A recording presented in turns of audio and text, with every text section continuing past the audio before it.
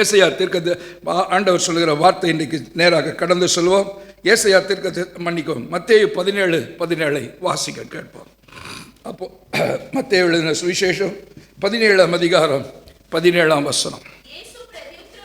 இயேசு பிரதியுத்தரமாக, விசுவாசம் இல்லாத மாறுபாடு உள்ள சந்ததி எதுவரைக்கும் உங்களோடு கூட இருப்பேன், எதுவரைக்கும் உங்களிடத்தில் பொறுமையார். 2 கேள்வி ஆண்டவர் கேட்கிறார். How long I will be with you? How long I will have patience with you? உங்களோடு கூட எவ்வளவு நாள் இருக்க முடியும்? உங்களோடு கூட நான் எவ்வளவு நாள் பொறுமையாக இருக்க முடியும்? யாரை பார்த்து கேட்கிறார் ஆண்டவர் இந்த கேள்வியை?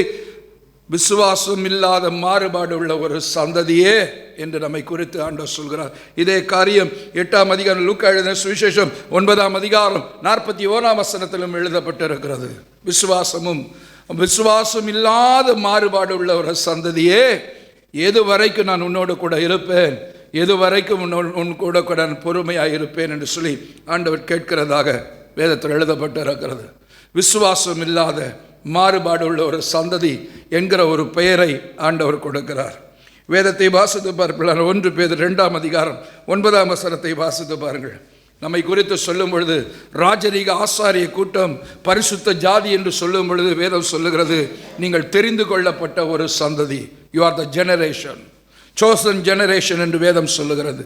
முன்னாடி ஆண்டவர் சொல்லுகிறார், இந்த ஜெனரேஷன் விசுவாசம் இல்லாத மாறுபாடு உள்ள ஒரு ஜெனரேஷன் என்று சொல்லிவிட்டு அவர் சொல்லுகிறார், நம்மை குறித்து சொல்லும் பொழுது சொல்லப்படுகிறார் சோசன் ஜெனரேஷன் என்று சொல்லி ஆண்டவர் சொல்லுகிறதாக வேதத்தில் எழுதப்பட்டிருக்கிறது.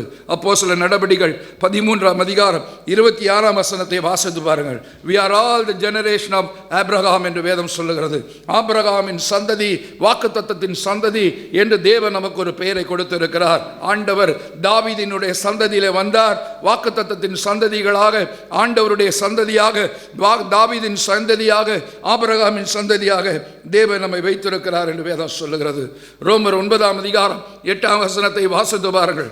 வாக்குப்பட்ட சந்ததியே அந்த சந்ததி என்று சொல்லி சொல்லப்பட்டிருக்கிறது. எல்லா சந்ததியும் சந்ததி அல்ல, வாக்குத்தத்தம் பண்ணப்பட்ட சந்ததியே, ஈசாக்கினிடத்தில் பிறந்ததே அந்த சந்ததி என்று வேதம் அழகாக சொல்லுகிறது.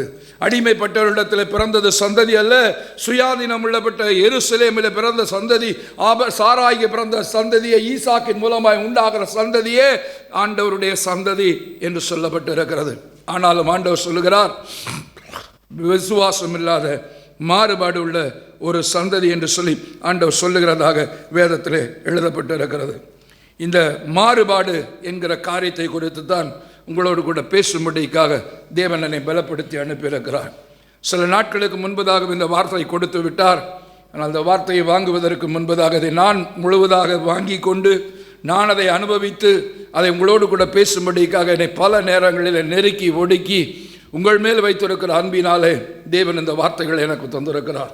மிகவும் அழகான வார்த்தைகளை ஆண்டவர் எனக்கு தந்திருக்கிறார்.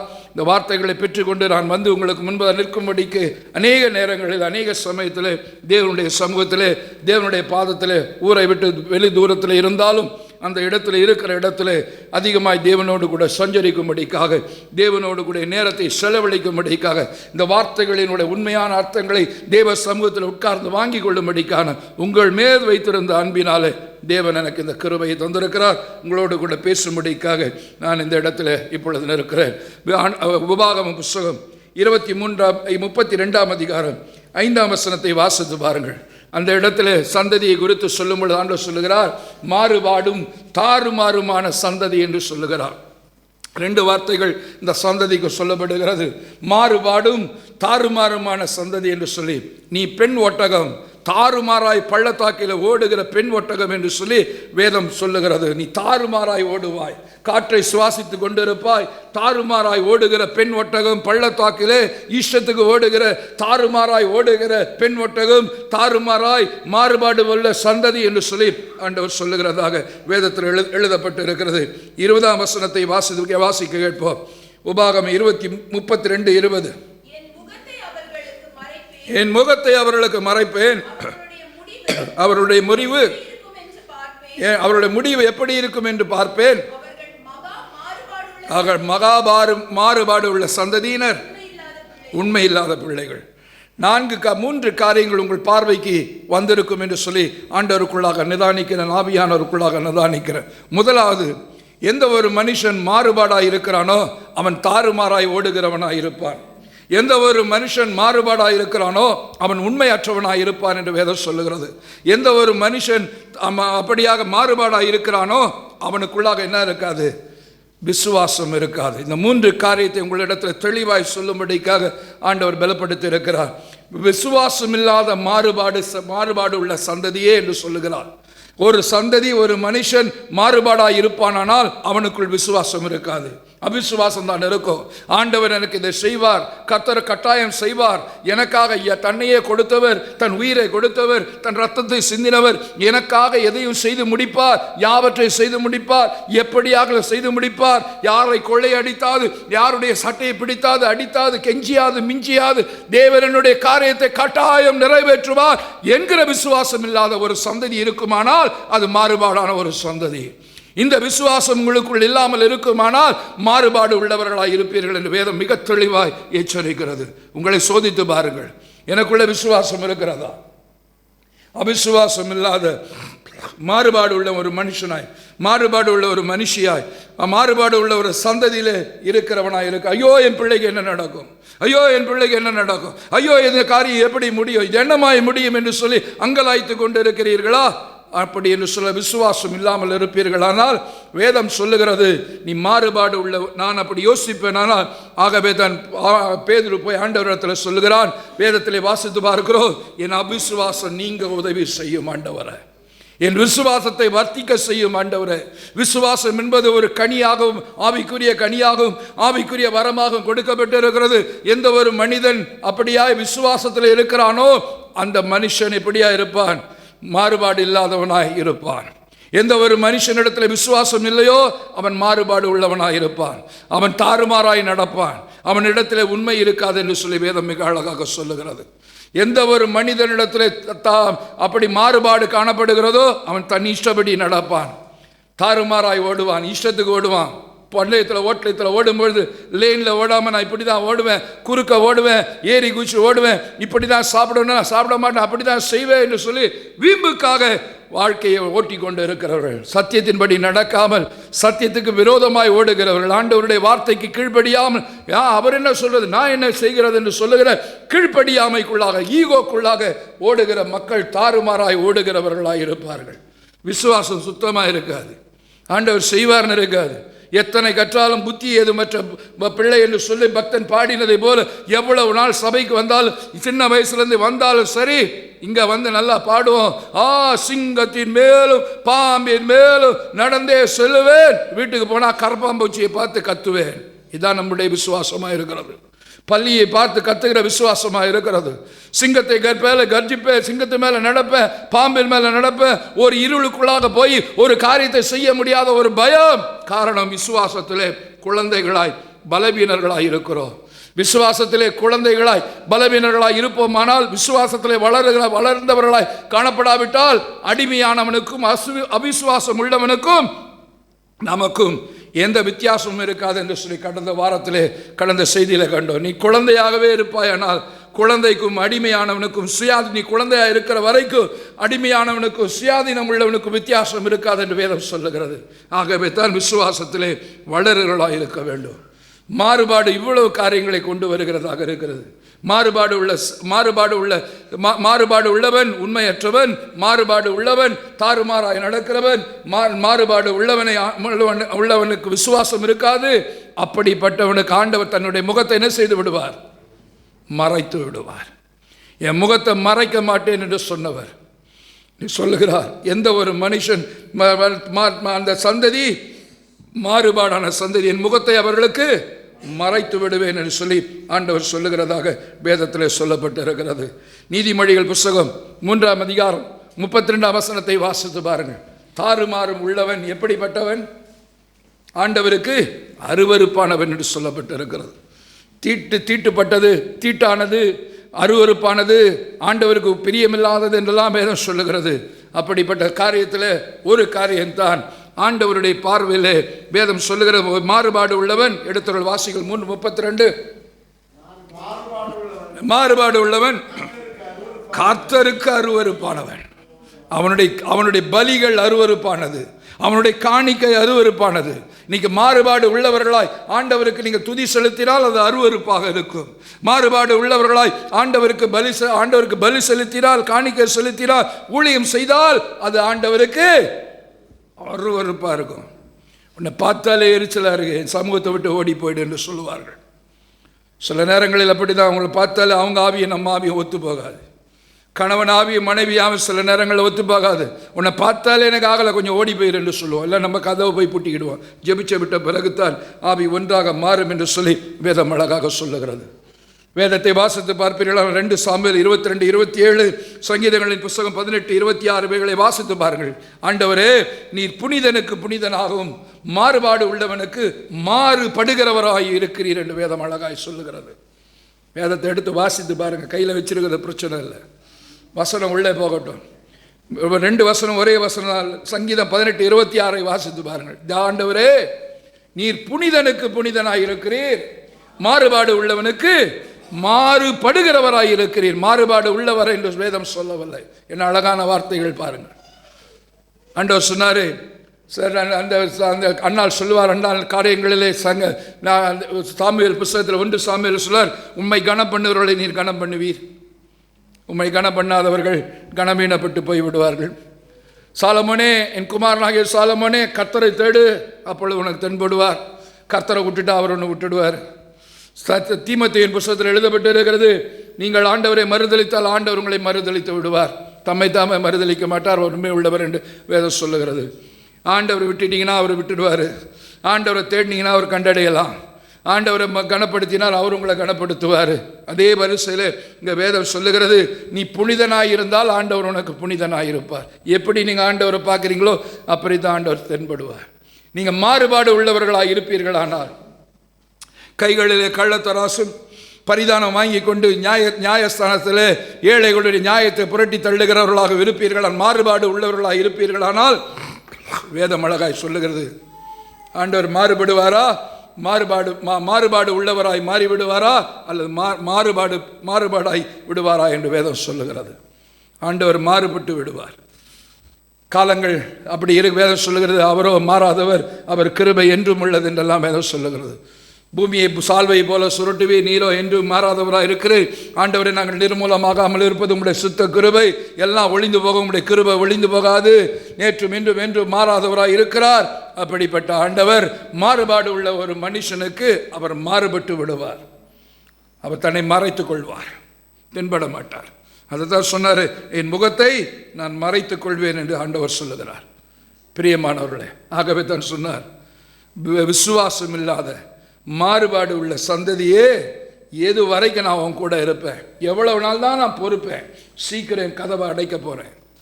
How long I will have patience with you, how long I will endure. உன்னுடைய காரியங்களை, உன் விசுவாசம் இல்லாத ஒரு தன்மையை, நீ இப்படியாக மாறுபாடு உள்ள ஒரு நிலைமையை எவ்வளவு நாளைக்கு தான் நான் பொறுத்து கொண்டு இருப்பேன்? என் பொறுமைக்கும் ஒரு எல்லை உண்டு, நான் நீடிய பொறுமை உள்ளவன் தேவன். வேதம் சொல்லுகிறது, ஆண்டவருடைய பொறுமைக்கு எல்லை இல்லை, ஆனால் அந்த காலத்துக்கு ஒரு எல்லை இருக்கிறது. நிறைய பேருக்கு இது புரிய மாட்டேங்குது. ஆண்டவர் பொறுமை இழந்துருவார், நீடிய பொறுமை உள்ளவர், ஆகவே பொறுமை இழந்துருவார், ஒரு நாள் கோபப்பட்டுருவார்னா ஆண்டவர் கோபப்பட மாட்டார். ஆண்டவருடைய நீடிய பொறுமையினுடைய காலம் கதவு அடைக்கப்பட்டு விடும். அதில் கருத்தாக இருங்க. என்னுடைய மரணமோ என் ஆண்டவருடைய வருகையோ அது வரைக்கும் எனக்கு என்ன இருக்கிறது? கால அவகாசம் இருக்கிறது. அவருடைய கிருபையை தேடிக்கொள்ள, அவருடைய கரத்திலே விழுக, அவருடைய இரக்கங்கள் மகா பெரியது, அவருடைய கரத்திலே விழுவேன் என்று விழுகிறதற்கு என்னுடைய மரணமோ ஆண்டவருடைய வருகையோ அது வரைக்கும் என்ன இருக்கிறது? காலம் இருக்கிறது. ஆண்டவருடைய பொறுமைக்கு எல்லை இல்லை, ஆண்டவருடைய பொறுமைக்குரிய காலத்திற்கு எல்லை இருக்கிறது. அதுதான் கடைசி காலம், கதவு அடைபடுகிற காலம். ஆகவே தான் சபையில் எப்படி கூடி கத்தி கொண்டு இருக்கிறோம். ஆண்டவர் எப்பொழுதும் பொறுமை உள்ளவராக தான் இருப்பார், நீடிய பொறுமை. ஆண்டவர் அன்னை மாறுபட மாட்டார், ஆனால் காலங்கள் மாறிவிடுகிறதாக இருக்கிறது. ஆண்டவர் அதை தான் சொல்லுகிறார், மாறுபாடு உள்ளவனுக்கு நான் மாறுபடுகிறவனாக இருப்பேன் என்று சொல்லப்பட்டு இருக்கிறது. சில நேரங்களில் சில வார்த்தைகளுக்கு நம்ம அர்த்தம் தெரியாது, பரிசுத்தனா என்னன்னு தெரியாது. என் வாலிப நாட்களில் ஆண்டவரை ஏற்றுக்கொண்ட பொழுது பரிசுத்தனா என்னன்னு தெரியாது, பாவனா என்னன்னு தெரியாது. 10 கற்பனைகளை மீறிட்டா, ஒரு கற்பனை மீறிட்டா கூட பாவம் என்று வேதம் சொல்லுகிறது. நியாயப்பிரமாணம் இல்லாமல் உலகத்திலே பாவம் வராது. நியாயப்பிரமாணத்தை மீறுகிறதே பாவம். 10 கற்பனையில் ஒரு கற்பனையை மீறிட்டாலும் பாவம். அந்த பாவத்தினால் உன் ஆத்மா செத்து போகும் என்று வேதம் சொல்லுகிறது. பாவம்னா எவ்வளோ பாவம் கொடியது, இதெல்லாம் நமக்கு தெரியும். ஆனால் உண்மையாக ஒரு வாலிப பிள்ளைக்கு பாவம் என்பது என்ன என்று தெரியாது, பரிசுத்தம் என்பது என்ன தெரியாது என்று சொல்லும் பொழுது தான் ஜெபம் என்று சொன்னால் எத்தனையோ இருக்கிறது. அது என்னன்னு சொல்றது, நம்ம ஆண்டவரை துதிப்பதா, ஆண்டவரை ஆராதிப்பதா, ஜெபிப்பதா, விண்ணப்பம் செய்வதா, வேண்டுதல் செய்வதா, ஆவியிலே களி கூறுவதா, அந்நிய பாஷையில் பேசி மகிழ்வதா, அந்நிய பாஷை பேசி அதை வியாக்கியானம் பண்ணி தீர்க்க தரிசனமாய் வாங்கி கொண்டு ஆண்ட வசனங்களை தியானித்து அனல் கொண்டு அப்படியா வேர்வையோடு கூட வெளியே வருகிறதா ஜெபம். இது எல்லாம் சேர்ந்தது தான் ஜெபம். அதே போலதான் பாவம் என்றால் என்ன? தேவனுக்கும் எனக்கும் இடையில் வருகிறது எதெல்லாமோ அதெல்லாம் பாவம் என்று ஆண்டவர் சொல்லிக் கொடுத்தார். தேவனுக்கும் எனக்கும் இடையிலே என்னுடைய அழகு வருமானால் என் அழகு பாவம். தேவனுக்கும் எனக்கும் என்னுடைய அறிவு, என்னுடைய அந்தஸ்து, என்னுடைய கல்வி, என்னுடைய பணம் இடையில வருமானால் பாவம். தீய நோக்கமெல்லாம் பாவம் என்று சொல்லப்பட்டு இருக்கிறது. யாரை குறித்து அது தீது பேசுவேனானால், அந்நியரை குறித்து என் உள்ளத்தில் ஏதாவது நினைப்பேனானால் பாவம் என்று வேதம் சொல்லுகிறது. பழைய ஏற்பாட்டு காலத்தில் சரீர பிரகாரமான பாவங்கள் இப்பொழுது இச்சை இருதயத்திற்குரிய பாவங்களாய் மாறி இருக்கிறது. கிருபை எங்கே பெருகிற்றோ அங்கே பாவம் பெருகிற்றோ, அல்லது உள்டா சொல்லிக் கொள்ளலாம், பாவம் எங்கே பெருகிற்றோ அங்கே கிருபை பெருகிற்று. இன்றைக்கு அப்படித்தான் வாழ்ந்து கொண்டு. பாவம் என்று சொன்னால் ஆண்டவருக்கும் நமக்கும் இடையில என்னெல்லாம் வருதோ.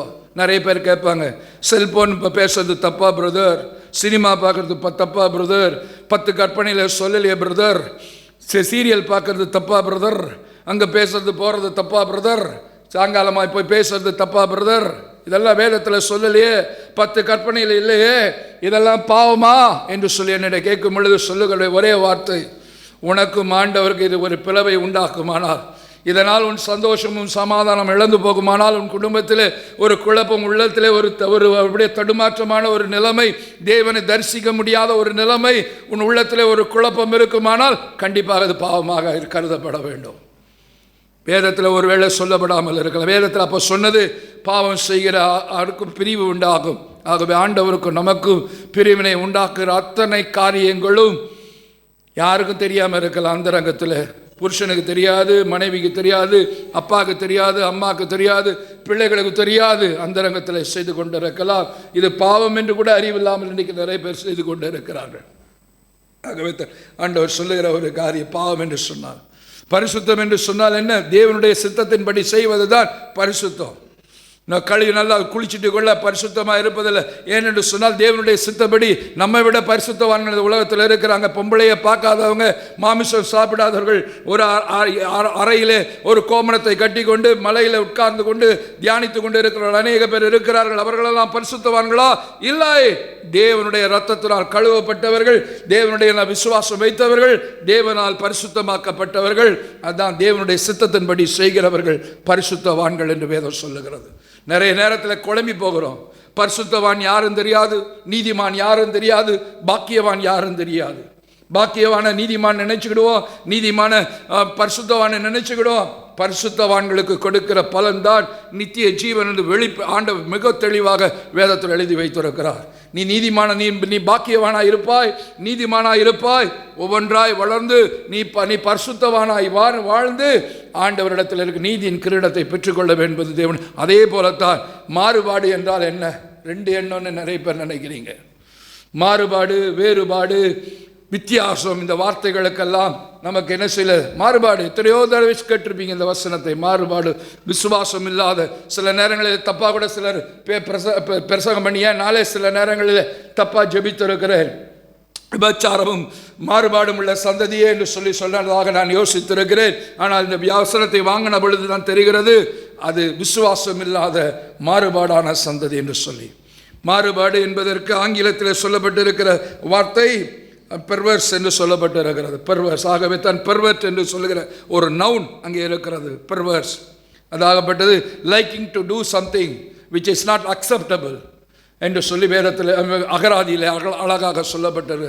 பெர்வர்ஸ் என்று சொன்னால் liking to do something which is not acceptable, which is not approved by the society, which is not approved by the majority என்று சொல்லி அகராதியில் எழுதப்பட்டு இருக்கிறது. பெர்வர்ஸ் அதாகப்பட்டது. மாறுபாடு என்பது சூழ்நிலை, நல்ல சூழ்நிலைக்கு நல்ல சூழ்நிலையிலிருந்து குறிப்பிட்ட ஒரு சூழ்நிலையிலிருந்து மாறி இருப்பது தான் மாறுபாடு என்று சொல்லி, ஆகவே தான் மாறுபாடு என்று சொல்லப்பட்டு இருக்கிறது. ஆங்கிலத்தில் சொல்லும் பொழுது liking to behave in a way that is not acceptable or reasonable. Liking to behave in a way that is not acceptable, that is not reasonable, that is and what people think wrong என்று சொல்லி ஆங்கில அகராதி பெர்வர்ஸ் என்கிற வார்த்தைக்கு வேதாகமத்தில், ஆங்கில வேதாகமத்தில் எடுத்து பார்க்கும் பொழுது சொல்லப்படுகிறது. தமிழில் சொல்லும் பொழுது இந்த மாறுபாடான காரியங்கள் அந்த நாட்களில் வேற ஒரு வார்த்தை சொல்லலாம். இதை நான் யோசித்து பார்க்கும்பொழுது விபரீத நோக்கங்கள் என்று சொல்லப்பட்டு இருக்கிற ஒரு காரியம், விபரீத எண்ணம், விபரீத நடக்கை, ஆண்டவருக்கு விரோதமான ஒரு காரியம் என்று சொல்லப்பட்டு, ஆகவே தான் மாறுபாடு என்று சொல்லுவது மாறுபட்டு நிற்பது. வேறுபாடு என்பது கருத்து வேறுபாடு இருக்கலாம். நாத்தான்வேல் கேட்டான், நாசரேத் ஊரிலிருந்து ஒரு நன்மை உண்டாக கூடுமோ? சில காரியங்களில் வேறுபட்டு இருக்கலாம். சவுலுக்கு அப்படிதான் இருந்தது. தான் வேறுபட்டு இருந்தான். ஆண்டவருடைய சபையை துன்பப்படுத்துவது தான் ஊழியனை நினைச்சா. பிறகு ஆண்டவர் வந்தார், சந்தித்தார். நீ புறஜாதிக்கு போ, புறஜாதிக்கு அப்போஸ்தலனா போ என்று சொன்னார். வேறுபடுவது வேறு, வித்தியாசம் ஆண்டவர் காண்பிப்பது வேறு. ஆனால் மாறுபடுவது தேவனுடைய சத்தத்தை கேட்டு அதுக்கு மாறுபாடாய் எதிர்மறையாக நீ என்ன சொல்றது, நான் என்ன கேட்பது என்று சொல்லி விரியன் செவிட்டு விரியனை போல அப்படியாய் ஓடுவது, பாவத்தை தண்ணீரை போல் பருகுவது தான் மாறுபாடான ஒரு செயல் என்பதை தேவன் உங்களோடு கூட பேசி கொண்டிருக்கிறார்.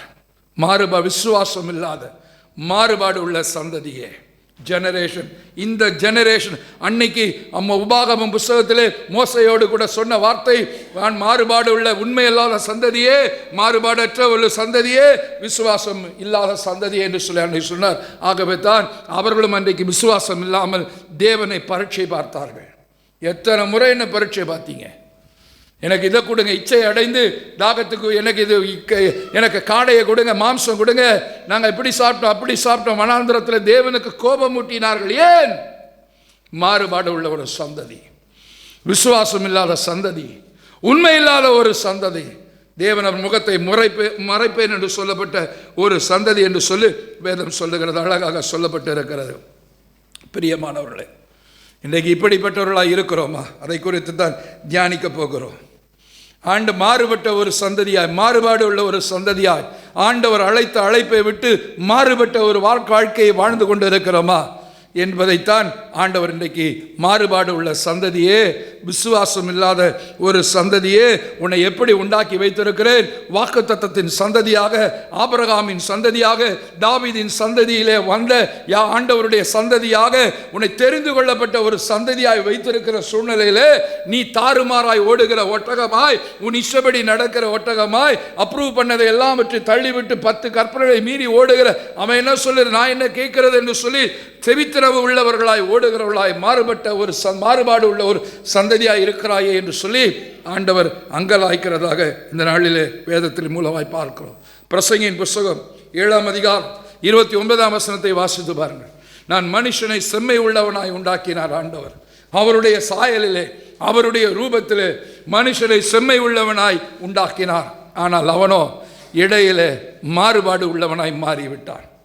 வேதம் அழகாய் சொல்லுகிற எடுத்துள்ள வாசிங்கள்.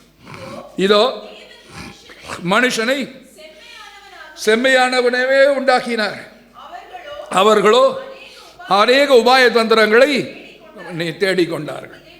கண்டேன்.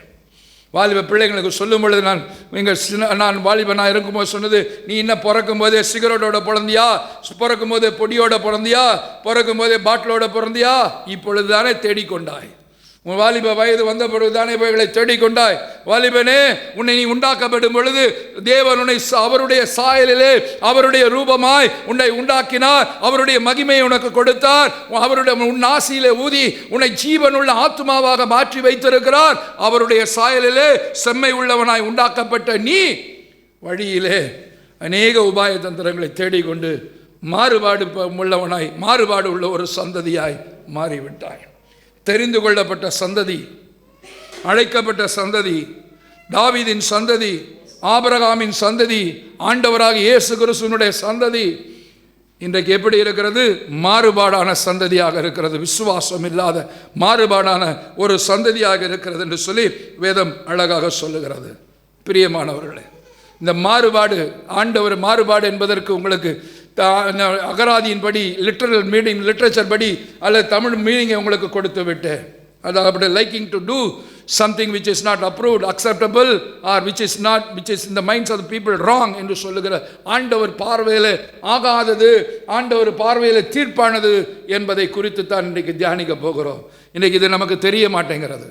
we do not understand. நான் மாறுபாடு உள்ளவனா இருக்கிறானா என்கிற உணர்வு கூட நமக்கு இல்லை. ஆண்டவர் சொல்லுகிற 3 காரியங்களை சொல்லி முடிக்க விரும்புகிறேன். முதலாவதான காரியம், ஏசாயா தீர்க்கதரிசியின் புத்தகம் 29ஆம் அதிகாரம் 13ஆம் அதிகாரம், மத்தேயு எழுதின சுவிசேஷம் 15ஆம் அதிகாரம் 8, 9 வசனங்கள், மார்க் எழுதின சுவிசேஷம் 7ஆம் அதிகாரம் 6, 7 வசனங்களை வாசித்து எடுத்து வைத்துக் கொள்ளுங்கள். ஆண்டவர் ஏசாயா தீர்க்கதரிசியின் மூலமாக ஆண்டவர் புலம்புகிறார். எப்படி எரேமியாவின் மூலம் புலம்பினாரோ, இதோ கீலேயாத்தின் பிசுந்தைலம் இல்லையோ, ரணவைத்தியனும் இல்லையோ, பின்ன ஏன் என் ஜனமாகிய குமாரத்தி சொஸ்தமடையாமல் போனார்? கார்காலம் வந்தது, கனிகாலம் வந்தது, எல்லாம் மாறிட்டு, இன்னும் என் ஜனமாகிய குமாரத்தி சொஸ்தமடையவில்லை என்று சொல்லி அங்கலாய்த்தார். சமாதானம் இல்லாதிருந்தும் சமாதானம் என்று சொல்லி என் ஜனமாகிய குமாரத்தின் காரியங்களை மேற்பூச்சாய் சுகமாக்குகிறார்கள் என்று சொல்லி அங்கலாய்த்த ஆண்டவர், எரேமியாவின் மூலமாய் அங்கலாய்த்த ஆண்டவர் ஏசாயா தீர்க்கதரிசி மூலமாய் அங்கலாய்க்கிற இடத்தவர்கள் வாசிக்கலாம். இந்த ஜனங்கள் தங்கள் வாயினால் என்னிடத்தில் சேர்ந்து தங்கள் உதடுகளினால் என்னை கனப்படுகிறார்கள். எனக்கு பயப்படுகிற பயம் மனுஷர் கற்பித்த பயம்.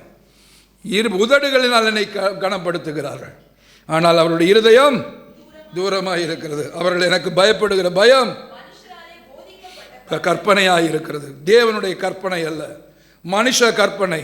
இன்னைக்கு உன்னுடைய இருதயம் ஆண்டவருக்கு, உன் உதடுகளினால் ஆண்டவரை கனம் பண்ணி கொண்டு உன் இருதயம் தூரமாக இருக்குமானால் மாறுபாடு உள்ளவன் நான்.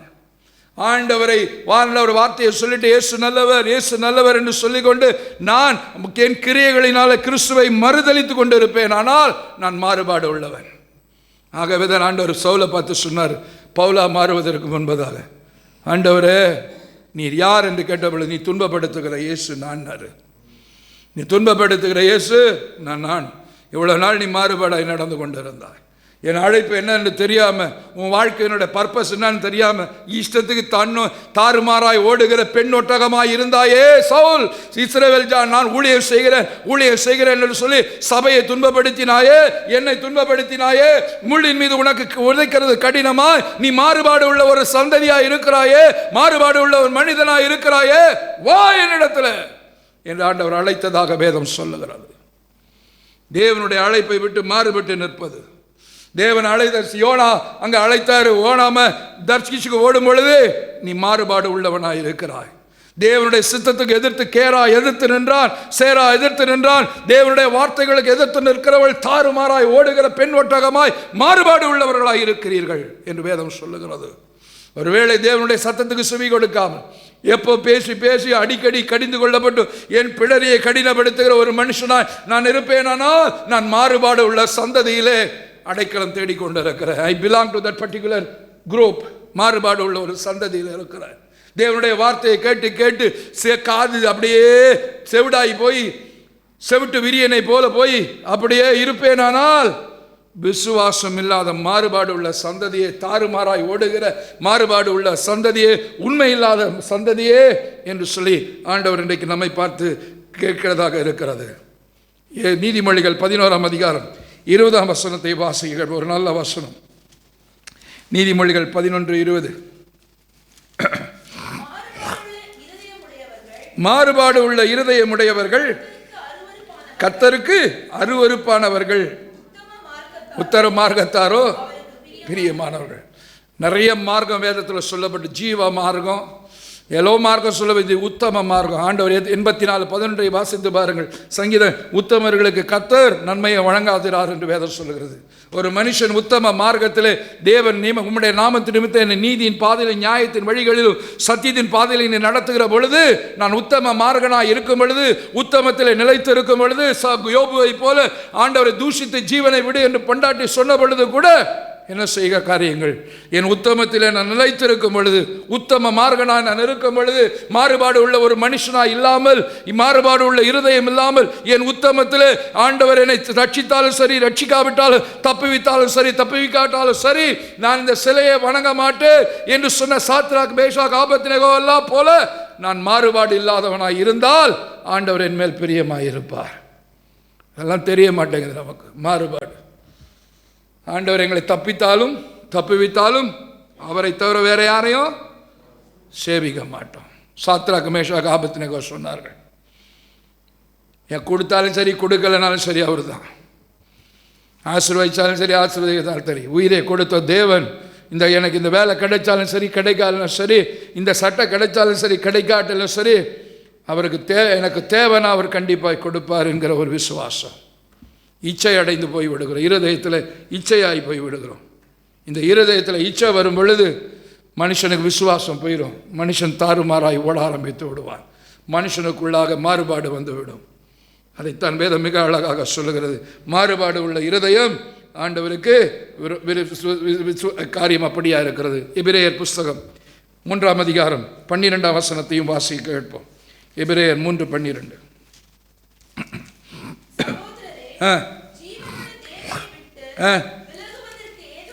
ஜீவனுள்ள தேவனை விட்டு விலகுவதற்கு ஏதுவான அவிசுவாசம் உள்ள பொல்லாத இருதயம் இராதபடிக்கு நீங்கள் எச்சரிக்கையாயிருங்கள். எபிரேயர் ஆக்கியோன் எச்சரிக்கிறான். ஜீவனுள்ள தேவனை விட்டு விலகுவதற்கு ஏதுவான அவிசுவாசம் உள்ள பொல்லாத இருதயம் உங்களுடைய வேதத்தை வாசி பாருங்க. நியாயாதிபதிகள் புஸ்தகத்தில் அந்த பார்வை, அந்த ஆண்டவருடைய பார்வைக்கு அது பொல்லாப்பாய் இருந்தது. தாவீது பெத்சேபாள் இடத்துல பாவப்பட்டது ஆண்டவருடைய பார்வைக்கு எப்படி இருந்துச்சான்? பொல்லாததாக இருந்தது. ஆண்டவர் இந்த உலகத்தில் அந்த புசிப்புக்கு ஏற்றதாக, பார்வைக்கு ஏற்றதான, பார்வைக்கு அழகாக இருந்த காய்தான் ஆண்டவர் ஃபர்பிடன் ஃப்ரூட் என்று சொல்லுகிறது. பார்வைக்கு அது எப்படி இருந்துச்சு? கண்களை தேர்த்த பார்வைக்கு அழகாக இருந்தது. பார்வைக்கு அழகாக இருந்த பயிற்றங்கூழினால தான் தன்னுடைய சேஷ்ட புத்திர பாகத்தை விற்று போட்டான் ஏசா என்று வேதம் சொல்லுகிறது. பார்வைக்கு அழகாக இருக்கும். அதைத்தான் வேதம் சொல்லுகிறது. சகோதரரே, நீங்கள் தேவனை விட்டு, ஜீவனுள்ள சாதாரண தேவன் அல்ல, உங்களுக்கு ஜீவனை கொடுத்த, உங்கள் ஆத்மாவை ஜீவனுள்ள ஆத்மாவாக மாற்றிட ஜீவனுள்ள தேவனை விட்டு விலகுவதற்கு எதிரான அவிசுவாசம் உள்ள பொல்லாத இருதயம் உங்களிலே காணப்படக்கூடாது. அவிசுவாசத்திற்கும் மாறுபாடுக்கும் உள்ள ஒரு தொடர்பை உங்களுக்கு ஏற்கனவே ஆண்டவருடைய பலத்தினாலே விளக்கி இருக்கிறேன். விசுவாசம் இல்லாத மாறுபாடான சந்ததி எந்த ஒரு இருதயத்தில் அவிசுவாசம் இருக்குமோ, ஆகவே தான் அவிசுவாசம் வேதத்தில் சொல்லப்பட்டிருக்கிறது. எதற்கு சமமாய் சொல்லப்பட்டிருக்கிறது? விக்கிரக ஆராதனைக்கு சமமாய் சொல்லப்பட்டு அவிசுவாசம் உள்ளவர்கள் எல்லாம் அக்னி கல்லடியில் தள்ளப்படுவார்கள் என்று சொல்லி வீட்டில் போய் வேதத்தை வாசித்து பாருங்கள். வெளிப்படுத்தின விசேஷம் 22ஆம் அதிகாரத்தில் வேண்டுமென்றால் சொல்லுகிற அவிசுவாசம் உள்ளவர்கள் எல்லாரும் அக்னி கடலிலே தள்ளப்படுவார்கள் என்று சொல்லி வேதத்தில் சொல்லப்படுகிறது. இதோ சீக்கிரமாய் வருகிறேன், அவனுக்குரிய காரியத்தை நான் கொடுக்கிறேன் என்று சொன்னவர் அவிசுவாசம் உள்ளவர்களையும் அதுக்கு முந்தின அதிகாரத்தில் சொல்லப்பட்டிருக்கிறது. அவிசுவாசம் உள்ளவர்கள், பில்லி சூன்யம் செய்கிறவர்கள், அப்படி விக்கிரக ஆராதனை உள்ளவர் அத்தனை பேரையும் அக்னி கடலில் தள்ளப்படுவார். அவிசுவாசமானது அப்படியாக பில்லி சூன்யத்திற்கும் விக்கிரக ஆராதனைக்கும் ஒப்பிடப்பட்டு இருக்கிறது என்று வேதம் அழகாக சொல்லுகிறது. இன்றைக்கு வேதம் நமக்கு சொல்லக்கூடிய காரியம், நான் ஆண்டவரை பேசுகிறேன், நான் ஆண்டவருடைய பிள்ளை, என் உதடுகளினால் ஆண்டவரை கனப்படுத்தி கொண்டு, நான் ஒரு பேர் கிறிஸ்தவன் என்ற பேரில் அதெல்லாம் வேற விட்டுருங்க. பேர் கிறிஸ்தவனா இன்றைக்கி எப்படி born again கிறிஸ்டியன், ரட்சிக்கப்பட்டவன், அதெல்லாம் விட்டுருங்க. இன்றைக்கி நான் ஆண்டவருடைய பேரை சொல்லிக்கொண்டு இன்னும் பாவம் செய்து கொண்டு இருப்பேன். என் இருதயத்தை ஆண்டவருக்கு கொடுக்காமல். சுத்தம் இருதயம் உள்ளவர்கள் பாக்கியவான்கள். இன்னும் நான் தேவனை தரிசித்து கண்டு விசுவாசிக்காமல் இருப்பேனானால் மாறுபாடு உள்ள ஒரு சந்ததியிலே I am also a member, அந்த சந்ததியை சார்ந்தவன். இன்றைக்கி என்னுடைய இருதயம் ஆண்டவருக்கு தூரமாக இருக்குமானால், என்னுடைய இருதயம் பொல்லாப்பானதை சிந்தித்து கொண்டு இருக்குமானால், என் இருதயத்திலிருந்து பொல்லாத சிந்தனைகள் புறப்பட்டு போய்கொண்டே இருக்குமானால், ஆண்டவர் தான் சொன்னார், உள்ளே போகிறதெல்லாம் வெளியே வந்துடும், ஆனால் இருதயத்திலிருந்து வர்றது தான் ஒரு மனுஷனை தீட்டுப்படுத்தும், ஒரு மனுஷனை அருவருப்பாக்கும். உங்கள் இருதயத்திலிருந்து புறப்படுகிற பொல்லாத சிந்தனைகள் ஆண்டவருக்கு உங்களை அருவருப்பானவனாய் மாற்றும், தீட்டு உள்ளவனாய் மாற்றும் என்பதை மறந்து போகக்கூடாது. இன்னைக்கு நான் கிறிஸ்தவன் என்று சொல்லிக்கொண்டு பொல்லாத சிந்தனையோடு கூட எனக்கு ஒரு கண்ணு போனால் போதும், அக்கிரம சிந்தையோடு கூட எனக்கு ஒரு கண்ணு போனால் போதும், அடுத்தவனுக்கு 2 கண்ணு போனோம், எனக்கு இப்படி ஆனாலும் பரவாயில்ல, பொல்லாத சிந்தனைகளோடு கூட இருப்பீர்களானால் உங்கள் இருதயத்தினாலே உங்கள் உதடுகளினால் ஆண்டவரை கனம் பண்ணுகிறீர்கள். இருதயமோ ஃபார் அவே ஃப்ரம் காட். உங்கள் இருதயம் எங்கே இருக்குது? தூரமாக இருக்குது ஆண்டவரை விட்டு. பருவருப்பான இருப்பீர்களா இல்லையா என்பதை கொஞ்சம் யோசித்து பாருங்கள். மாறுபாடு உள்ளவர்களாக இருப்பீர்கள். ஆண்டவருடைய பேரை சொல்லியும் என்ன இன்னும் நான் இன்னும் தீமையை செய்து கொண்டு தீமையை நினைத்து கொண்டு இருப்பேனானால் நான் எப்படிப்பட்டவனாக இருக்கிறேன்? மாறுபாடு உள்ளவனாக இருக்கிறேன் என்று வேதம் அழகாய் சொல்லுகிறது. இரண்டாவதாக சீக்கிரமாய் முடித்து விடுகிற இரண்டாவதாக 2 தீமோத்தேயுவின் புஸ்தகம் 3ஆம் அதிகாரம் 5ஆம் வசனம் எனக்கு ரொம்ப பிடித்த வசனம். தேவ பக்தியினுடைய வேஷத்தை தரித்து கொண்டு அதனுடைய பலனை மறுதலிக்கிறவர்களாக இருப்பவர்களானால் மாறுபாடு உள்ளவர்கள். தேவ பக்தியினுடைய வேஷத்தை தரித்து கொண்டு அதனுடைய பலனாகிய பலனை மறுதலிக்கிறவர்கள் மாறுபாடு உள்ளவர்கள் என்று வேதம் சொல்லுது. எடுத்துள்ள வாசிங்கள். தேவ பக்தியின் வேஷத்தை தரித்து அதனை பலனை மறுதலிக்கிறவர்கள் இருப்பார்கள். இப்படிப்பட்டவர்களை விட்டு விலகு. 1லேருந்து 5 வரைக்கும் வாசித்து பாருங்க. கடைசி நாட்கள் எப்படி இருப்பாங்கன்னு சொல்லுது. அப்போஸ்தலனாகிய பவுல் தன்னுடைய மகனை போல இருக்கிற தீமோத்தேயுவுக்கு எழுதும் பொழுது அழகாக எழுதுகிறார். 2 தீமோத்தேயு அந்த தீமோத்தேயு புத்தகத்தில் எழுதுகிறார். 1லேருந்து வாசித்து பார்ப்பீங்களா, கடைசி நாட்களில் சுவாப அன்பு இருக்காது, நன்றி அறிதல் இல்லாதவர்களாக இருப்பாங்க, அப்படி இருப்பாங்க, இப்படி இருப்பாங்க. இவர்கள் எல்லாம் மாறுபட்டவர்கள், மாறுபாடு உள்ளவர்கள். இப்படிப்பட்டவர்களை விட்டு இந்த மாறுபாடு உள்ள சந்ததியை விட்டு விலகு என்று வேதம் சொல்லுகிறது. கடைசி அந்த வசனம் இருக்கு, வாசித்து முடிக்க விரும்புகிறேன், அதை அப்புறம் பார்த்துக்கிடுவோம். இதை விட்டு விலகு. தேவ பக்தியின் வேஷத்தை தரித்துக் கொள்வார்கள், பக்திமானை போல தரித்துக் கொள்வார்கள், வெள்ள அங்கியை அடித்துக் கொள்வார்கள், அப்படியே காப்பு வஸ்திரத்தை நீட்டிக் கொள்வார்கள். ஆனால் நியாயப்பிரமாணம் கற்பித்த இரக்கத்தை நீதியும் விட்டு விடுவார்கள். நியாயம் ஓய்வு நாள் அன்னைக்கு ஒன்றையும் செய்யாத சமைக்காதன்னு சொன்னார் ஆண்டவர். என்னை தவிர எதையும் செய்யாத, என்னை ஆராதிப்பதை தவிர எதையும் செய்யாத, லிட்ரலா அப்படி மீனிங் கொண்டு ஆண்டவர் கேட்டார், உன் எருதாவது உன்னுடைய எருதாவது உன்னுடைய கழுதையானது உன்னை ஆடாது ஒரு பள்ளத்தில் விழுந்தா ஓய்வு நாள் அதை தூக்கி விட மாட்டேயா அப்படின்னு கேட்டார் ஆண்டவர்.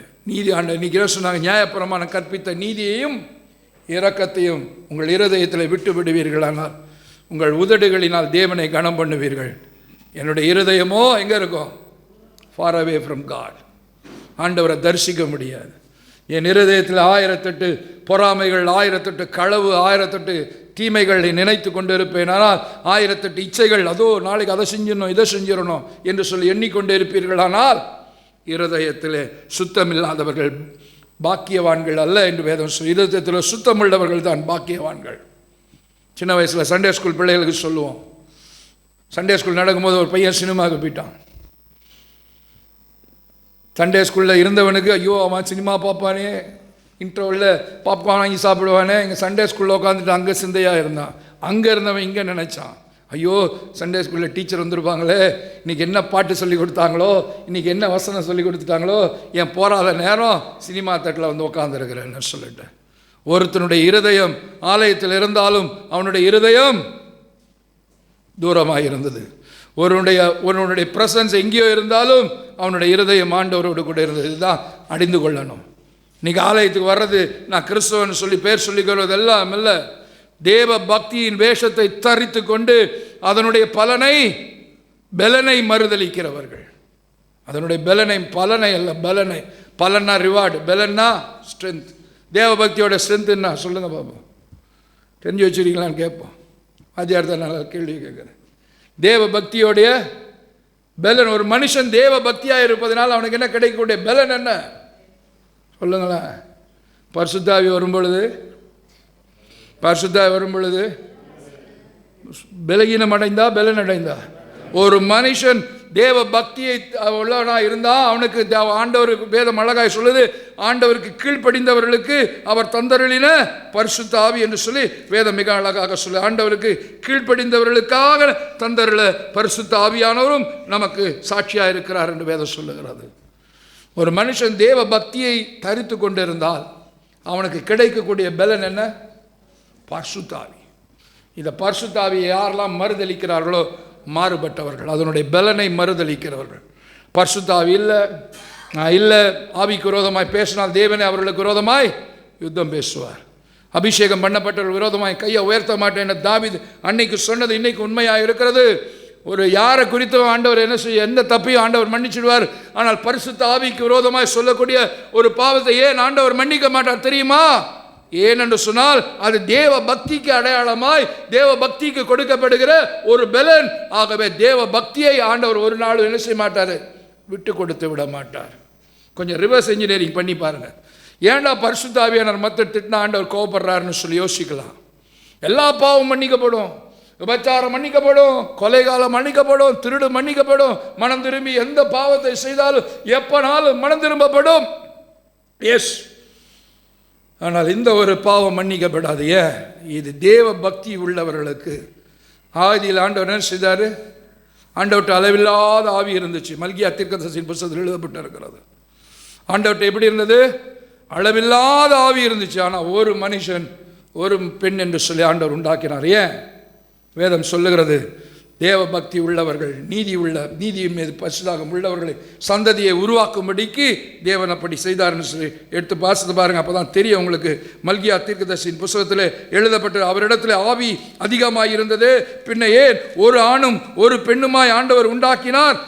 ஆண்டவர் உண்டாக்கின காரணம் தேவ பக்தி உள்ள நீதியின் மார்க்கத்தில் நடக்கிற ஒரு சந்ததியை உருவாக்குவதற்காகத்தான் என்று சொல்லி வேதம் அழகாய் சொல்லுகிறது. 2:15 1105 பக்கம் சாதாரண வேதாகமத்திலே, அவர் ஒருவனை அல்லவா படைத்தார், ஆவி அவரிடத்திலே பரிபூர்ணமாயிருந்ததே, பின்ன ஏன் ஒருவனை படைத்தார்? தேவ பக்தி உள்ள ஒரு சந்ததி. ஆமென், ஆமென், ஆமென். ஆகவே தான் அந்த தேவ பக்தி உள்ள ஒரு சந்ததிக்கு மாறுபாடு உள்ள ஒரு சந்ததியிலிருந்து பிரித்தெடுப்பதற்காக வேசத்தை வாசித்து பாருங்க. சும்மா அங்கங்க பிடிச்சி பார்க்காதீங்க. ஆவியில் உட்காந்து ஆண்டவர் கொடுக்கிற வார்த்தைகளை கொண்டு வந்து கூட பேசுகிற தேவ பக்தி உள்ள ஒரு சந்ததி, மாறுபாடு உள்ள சந்ததி அல்ல. தாவீதின் சந்ததி, ஆபிரகாமின் சந்ததி, வாக்குத்தத்தத்தின் சந்ததி, தெரிந்து கொள்ளப்பட்ட சந்ததி, தேவ பக்தி உள்ள ஒரு சந்ததிக்காக ஆயத்தப்படுத்தப்பட்டது தான் பரிசுத்த ஆவியானவர். வாக்குத்தத்தம் பண்ணப்பட்ட பரிசுத்த ஆவியானவர் சொல்றீங்கள, மாம்சமான யாவர் மேல ஆவியை ஊத்துவே ஆண்டவரே, கடைசி நாட்களில் வாக்குத்தத்தம் செய்திருக்கிறீர் ஆண்டவர், ஆவியை ஊத்துங்க ஆண்டவரை கேட்கிறீங்கள. வாக்குத்தத்தம் பண்ணப்பட்ட சந்ததிக்கு, தேவ பக்தி உள்ள ஒரு சந்ததிக்கு கொடுக்கப்பட்ட ஒரு பொக்கிஷம், ஒரு பலன் பரிசுத்த ஆவியானவர். அவரை நிந்திக்கிறவர்களை ஆண்டவர் மறிக்க மாட்டார் என்று வேதம் சொல்லுகிறது. ஏனென்று சொன்னால் ஒரு சந்ததியவே அவர்களை எதிர்த்து நிற்பதை போல இருக்கிறது. ஒரு சந்ததிக்கு கொடுக்கப்படுகிற ஒரு பலனை மறுதலிக்கிறவர்களாக இருப்பார்கள். இன்னைக்கு நிறைய பேர் அப்படித்தான் செய்து கொண்டு இருக்கிறார்கள். நிறைய ஊழியக்காரரும் அப்படித்தான் செய்து கொண்டு இருக்கிறார்கள். அவர்களாச்சு ஆண்டவராச்சு அதை பற்றி எனக்கு கவலை இல்லை. என் ஆண்டவர் தான் எனக்கு முக்கியம், மற்றவர்களை பற்றி எனக்கு கவலை இல்லை. நானும் என் ஆண்டவரும் தான் எனக்கு தேவை. ஆண்டவருக்கு எனக்கு இடையில எது வந்தாலும் அது பாவமாக இருக்கும், இன்னொருத்தன் வந்தாலும் பாவமாக தான் இருக்கும். இன்னைக்கு ஆண்டவர் சொல்லுகிற காரியம், பரிசுத்த ஆவியை பலனை மறுதலிக்கிறவர்கள். ஆவியில் கனிகளை 9 கனிகளை பற்றி தியானிக்கிறதில்ல, 9 வரங்களை குறித்து பிரசங்கம் பண்ணுறதில்ல. தம்பி சொன்னால ஆவிகளை பகுத்தறியக்கூடிய வரத்தை குறித்து ஞானம் இல்லை. ஞானமுள்ள ஒரு வரம், ஞானத்தை போதிக்கிற வரம், அறிவை உணர்த்துகிற வரம், பாஷைகளை பேசுகிற வரம், நவமான பாஷைகளை பேசுகிற வரம், பாஷைகளை வியாக்கியானம் பண்ணுகிற வரம், தீர்க்க தரிசன வரம், ஒன்றையும் கிடையாது. இஷ்டத்துக்கு ஓடிட்டு கொண்டு இருக்கிறோம், தாறுமாறாய் ஓடுகிறோம். கிறிஸ்தவன் பேரை வச்சுக்கிறோம், தேவபக்தி உள்ளவர்கள் பேரை வச்சுக்கிறோம். இதை தான் வேற மாதிரி சொல்கிறாங்க. இன்னைக்கு ஆழமாக சொல்கிறேன், மற்ற நாளாக சுருக்கமாக சொல்லுவாங்க. 2 பாஷை பேசி போயிட்டா போதுமா என்று கேட்கிறார்கள். சபைகளில் கேட்கிறார்கள். அவங்க அப்படியே ஒரு பெரிய ஊழியக்காரன் சொன்னதை அப்படியே ஃபாலோ பண்ணிட்டு வருவாங்க. அடுத்தவங்களை சொல்லுவாங்க, கை தட்டி பாடுங்க, அப்படியே கை தட்டிட்டு 2 வார்த்தை பேசிட்டா அபிஷேகம் போதுமா? அதுக்கு இவ்வளோ அடக்கம் இருக்கியா? அதுக்கு அப்படியே இவ்வளோ ஆழமான அர்த்தம் இருக்கம்மா. ஆவியிலே பலனை மறுதலிக்கிறவர்களாக இருப்பீர்களானால் மாறுபாடு உள்ள ஒரு சந்ததியாய் இருப்போம் என்று சொல்லி வேதம் அழகாக சொல்லுகிறது. 2 கொரிந்தியர் 3ஆம் அதிகாரம் 5ஆம் வசனத்தை வாசிக்க கேட்போம். 2 கொரிந்தியர் 3:5.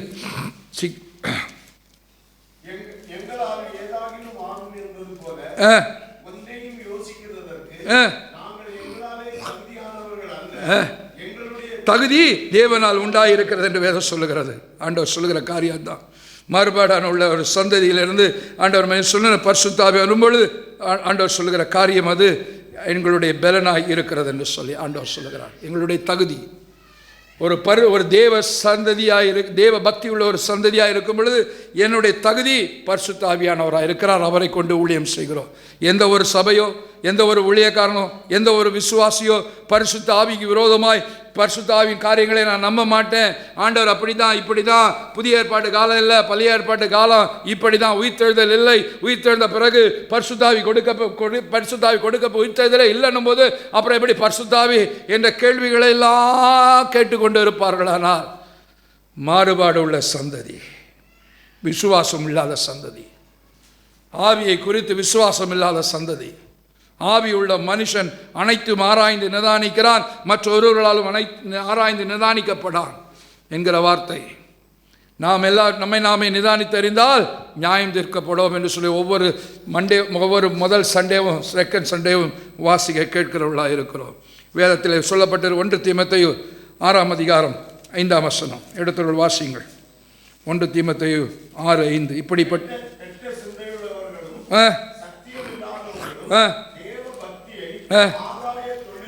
தேவ பக்தியை பலனை இல்லை ஆதாய தொழிலாய்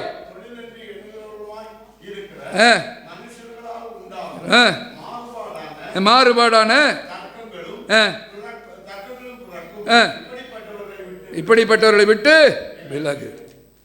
நல்லா வீட்டில் வாசு பாருங்க, ஒரு ஊழியக்காரனை பற்றி பேசணும், சொறி வந்த கை நல்லா சொரியும், கொஞ்சம் அப்படியே கொஞ்சம் உப்பு போட்டு கூட சொரியும். ஆமென். வேதம் சொல்லுகிறது, கெட்ட சிந்தை உள்ளவர்களாகி சத்தியமில்லாதவர்களுக்கும் தேவ பக்தியை ஆதாய தொழிலாய் எண்ணுகிறவர்களுமாய் இருக்கிற மனுஷர்களால் உண்டாகும் மாறுபாடான தர்க்கங்களுக்கு பிறக்கும் இப்படிப்பட்டவர்களை, இந்த மாறுபாடான தர்க்கங்களை விட்டு விலகுங்க. இதுதான் அழகா எபிரேயர் 6ஆம் அதிகாரம் 1-2 சொல்லுவார், மறுபடியும் அஸ்திபாரத்தை போடாமல் விசுவாசத்தை துவக்கிறவர் முடிக்கிறவர் இயேசுவை நோக்கி ஓடுங்கள் என்று சொல்லும் பொழுது சொல்லுவார். மறுபடியும் என்ன செய்யாத, அஸ்திபாரத்தை போடாத. எபிரேயர் 6ஆம் அதிகாரம் 1ஆம் வசனத்தில் சொல்லப்படுகிறார், மூல உபதேசங்களாகிய கைகளை வைக்குதல், ஞானஸ்நானம், பரிசுத்த ஆவி வரங்கள் இவளை குறித்து நீ மறுபடியும் என்ன செய்யாத, அஸ்திபாரத்தை போடாம நீ பூரணராகும்படிக்கு கடந்து போ. நியாய தீர்ப்பு நித்திய பரித்தோரின் உயிர்த்தெழுதல், நித்திய நியாய தீர்ப்பு என்பவைகளாகிய அஸ்திபாரத்தை மறுபடியும் போட 2ஆம் வசனம் 6:2 சொல்லுகிறது. அப்படியா? போதும் தம்பி, வேண்டாம், மறுபடியும் கடந்து போ. இதிலே தர்க்கத்திலே மாட்டிக்கிறது. இது பெருசா, அது பெருசா, அவன் பெருசா, இவன் பெருசா. எல்லா ஆண்டவருக்கு முன்பதாக நாம் பெரியவர்கள். ஆமென். கனம் பெற்றவர்கள். ஆண்டவர் எதை பார்க்குறாரு? முகத்தையா, இருதயத்தை பார்க்குறியா? இருதயத்தை பார்க்குறாரு. ஆண்டவருக்கு முன்பு ஆண்டவர் இருதயத்தை பார்க்குறான்னு என்ன அர்த்தம் தெரியுமா? ஒவ்வொருவருக்குள்ளாக இருக்கிற ஆத்மாவை பார்க்குறாரு. நீ எவ்வளோ ஹைட்டு, எவ்வளோ வெயிட்டு, எவ்வளோ பணம், இதெல்லாம் ஆண்டவர் பார்க்கறது இல்லை. உனக்குள்ளே பதுங்கி இருக்கு பாரு ஒரு ஆத்மா, எனக்குள்ளே பதுங்கி இருக்கு பாருங்க ஒரு ஆத்மா. அதை தான் ஆண்டவர் பார்த்தார். அதனால தான் என்னை தேடி வந்தார். எனக்குள்ளே ஒரு ஆத்மா இருக்குது, அது வெளியேற பெற்றது. அதுதான் ஆண்டவர் கண்ணுக்கு தெரிஞ்சிச்சு. அதை நான் குறித்து தான் வேதாகமத்தில் சொல்லும்போது பரலோக ராஜ்யம் பூமியில் இருக்கிற பொக்கிஷத்துக்கு ஒப்பானதுனார். நிறைய பேருக்கு அது தெரியாது. அதில் அந்த பூமியில் ஒரு பொக்கிஷம் மறைஞ்சிருந்துச்சான். அதை அவன் ஒருத்தன் கண்டானா, ஆனால் யாருக்கும் சொல்லலையா. அதை கொண்டு போய் வாங்கினானா, பொக்கிஷத்தை எடுத்தானா. பரலோகராஜ்யம் முத்துக்கு சமமாக இருக்கிறது, பரலோகராஜ்யம் இத்தனைக்கு சமமாக இருக்கிறது. எல்லாத்தையும் விற்று அதை அடைந்தான்.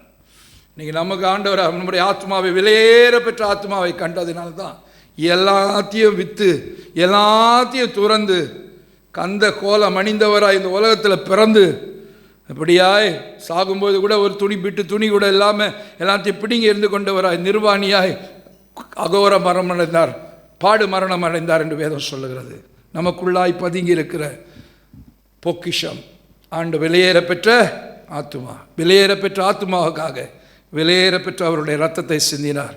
வெளியேற பெற்ற விசுவாசத்தினால் நம்முடைய வெளியேற பெற்ற ஆத்மாவை காக்கிறவர்களாக இருக்கிறோம். இதுதான் விசேஷ சர்க்கிள் என்று சொல்வார்கள். ஆத்மா வெளியேற பெற்றது, அந்த ஆத்மாவுக்காக வெளியேற பெற்ற ரத்தம் சிந்தப்பட்டது. அப்படி எனக்காக என் வெளியேற பெற்ற ஆத்மாவுக்காக ஆண்டவருடைய வெளியேறப்பட்ட ரத்தம் சிந்தப்பட்டது என்று சொல்லி வெளியேறப்பட்ட விசுவாசம் எனக்குள் இருக்கும். ஆனால் நான் வெளியேற பெற்ற ஆத்மாவை என கொலை பொருளாக நான் அடைந்து கொள்வேன். இது அப்படியே சர்க்கிள் சுற்றி சுற்றி வரும். என் ஆத்மா விலையேற பெற்றது, என் ஆத்மாவுக்காக, அந்த விலையேற பெற்ற ஆத்மாவுக்காக விலைக்கரைமாய் பெறுவதற்காக விலையேற பெற்ற ரத்தத்தை ஆண்டவர் சிந்தினார் என்கிற விலையேற பெற்ற விசுவாசம் எனக்குள் இருக்குமானால் நான் விலையேற பெற்ற ஆத்மா எனக்கு கொள்ளை பொருளாய் கிடைக்கும். அநேக ஆத்மாக்களை நான் கொள்ளை பொருளாய் ஆண்டவருக்கு என்று சொல்லி கொண்டு வருவேன் என்று சொல்லி வேதம் அழகாய் சொல்லி, இப்படிப்பட்டவர்களை விட்டு விலகு என்று சொல்லி வேதத்தில் எழுதப்பட்டிருக்கிறது. ஆகவே தான் நான் பின்னாடி வரேன்னு சொன்னேன். கடைசியாக ஒன்று சொல்லி முடிக்க விரும்புகிறேன். ரோமர் 1ஆம் அதிகாரம் 21ஆம் வசனம். மாறுபாடு என்றால் என்னென்ன அறிந்துக்கிடுங்க. மாறுபாடுனா இருதயம் தூரமாக இருந்து ஆண்டவருக்கு கிட்ட செஞ்சா மாறுபாடு உள்ள ஒரு சந்ததி. தேவனை அறிந்தோம் அவர் தேவன் என்று மகிமைப்படுத்தாமல் சோத்தரியாமல் இருந்து தங்கள் சிந்தனைகளினாலே வீணரானார்கள். இதுதான் மாறுபாடு. அவருடைய இருதயம் இருள் அடைந்தது. பொல்லாத இருதயம், மாறுபாடு உள்ள இருதயம். இன்னைக்கு தேவன் என்று அறிந்தும் அவரை மகிமைப்படுத்துறதில்லை.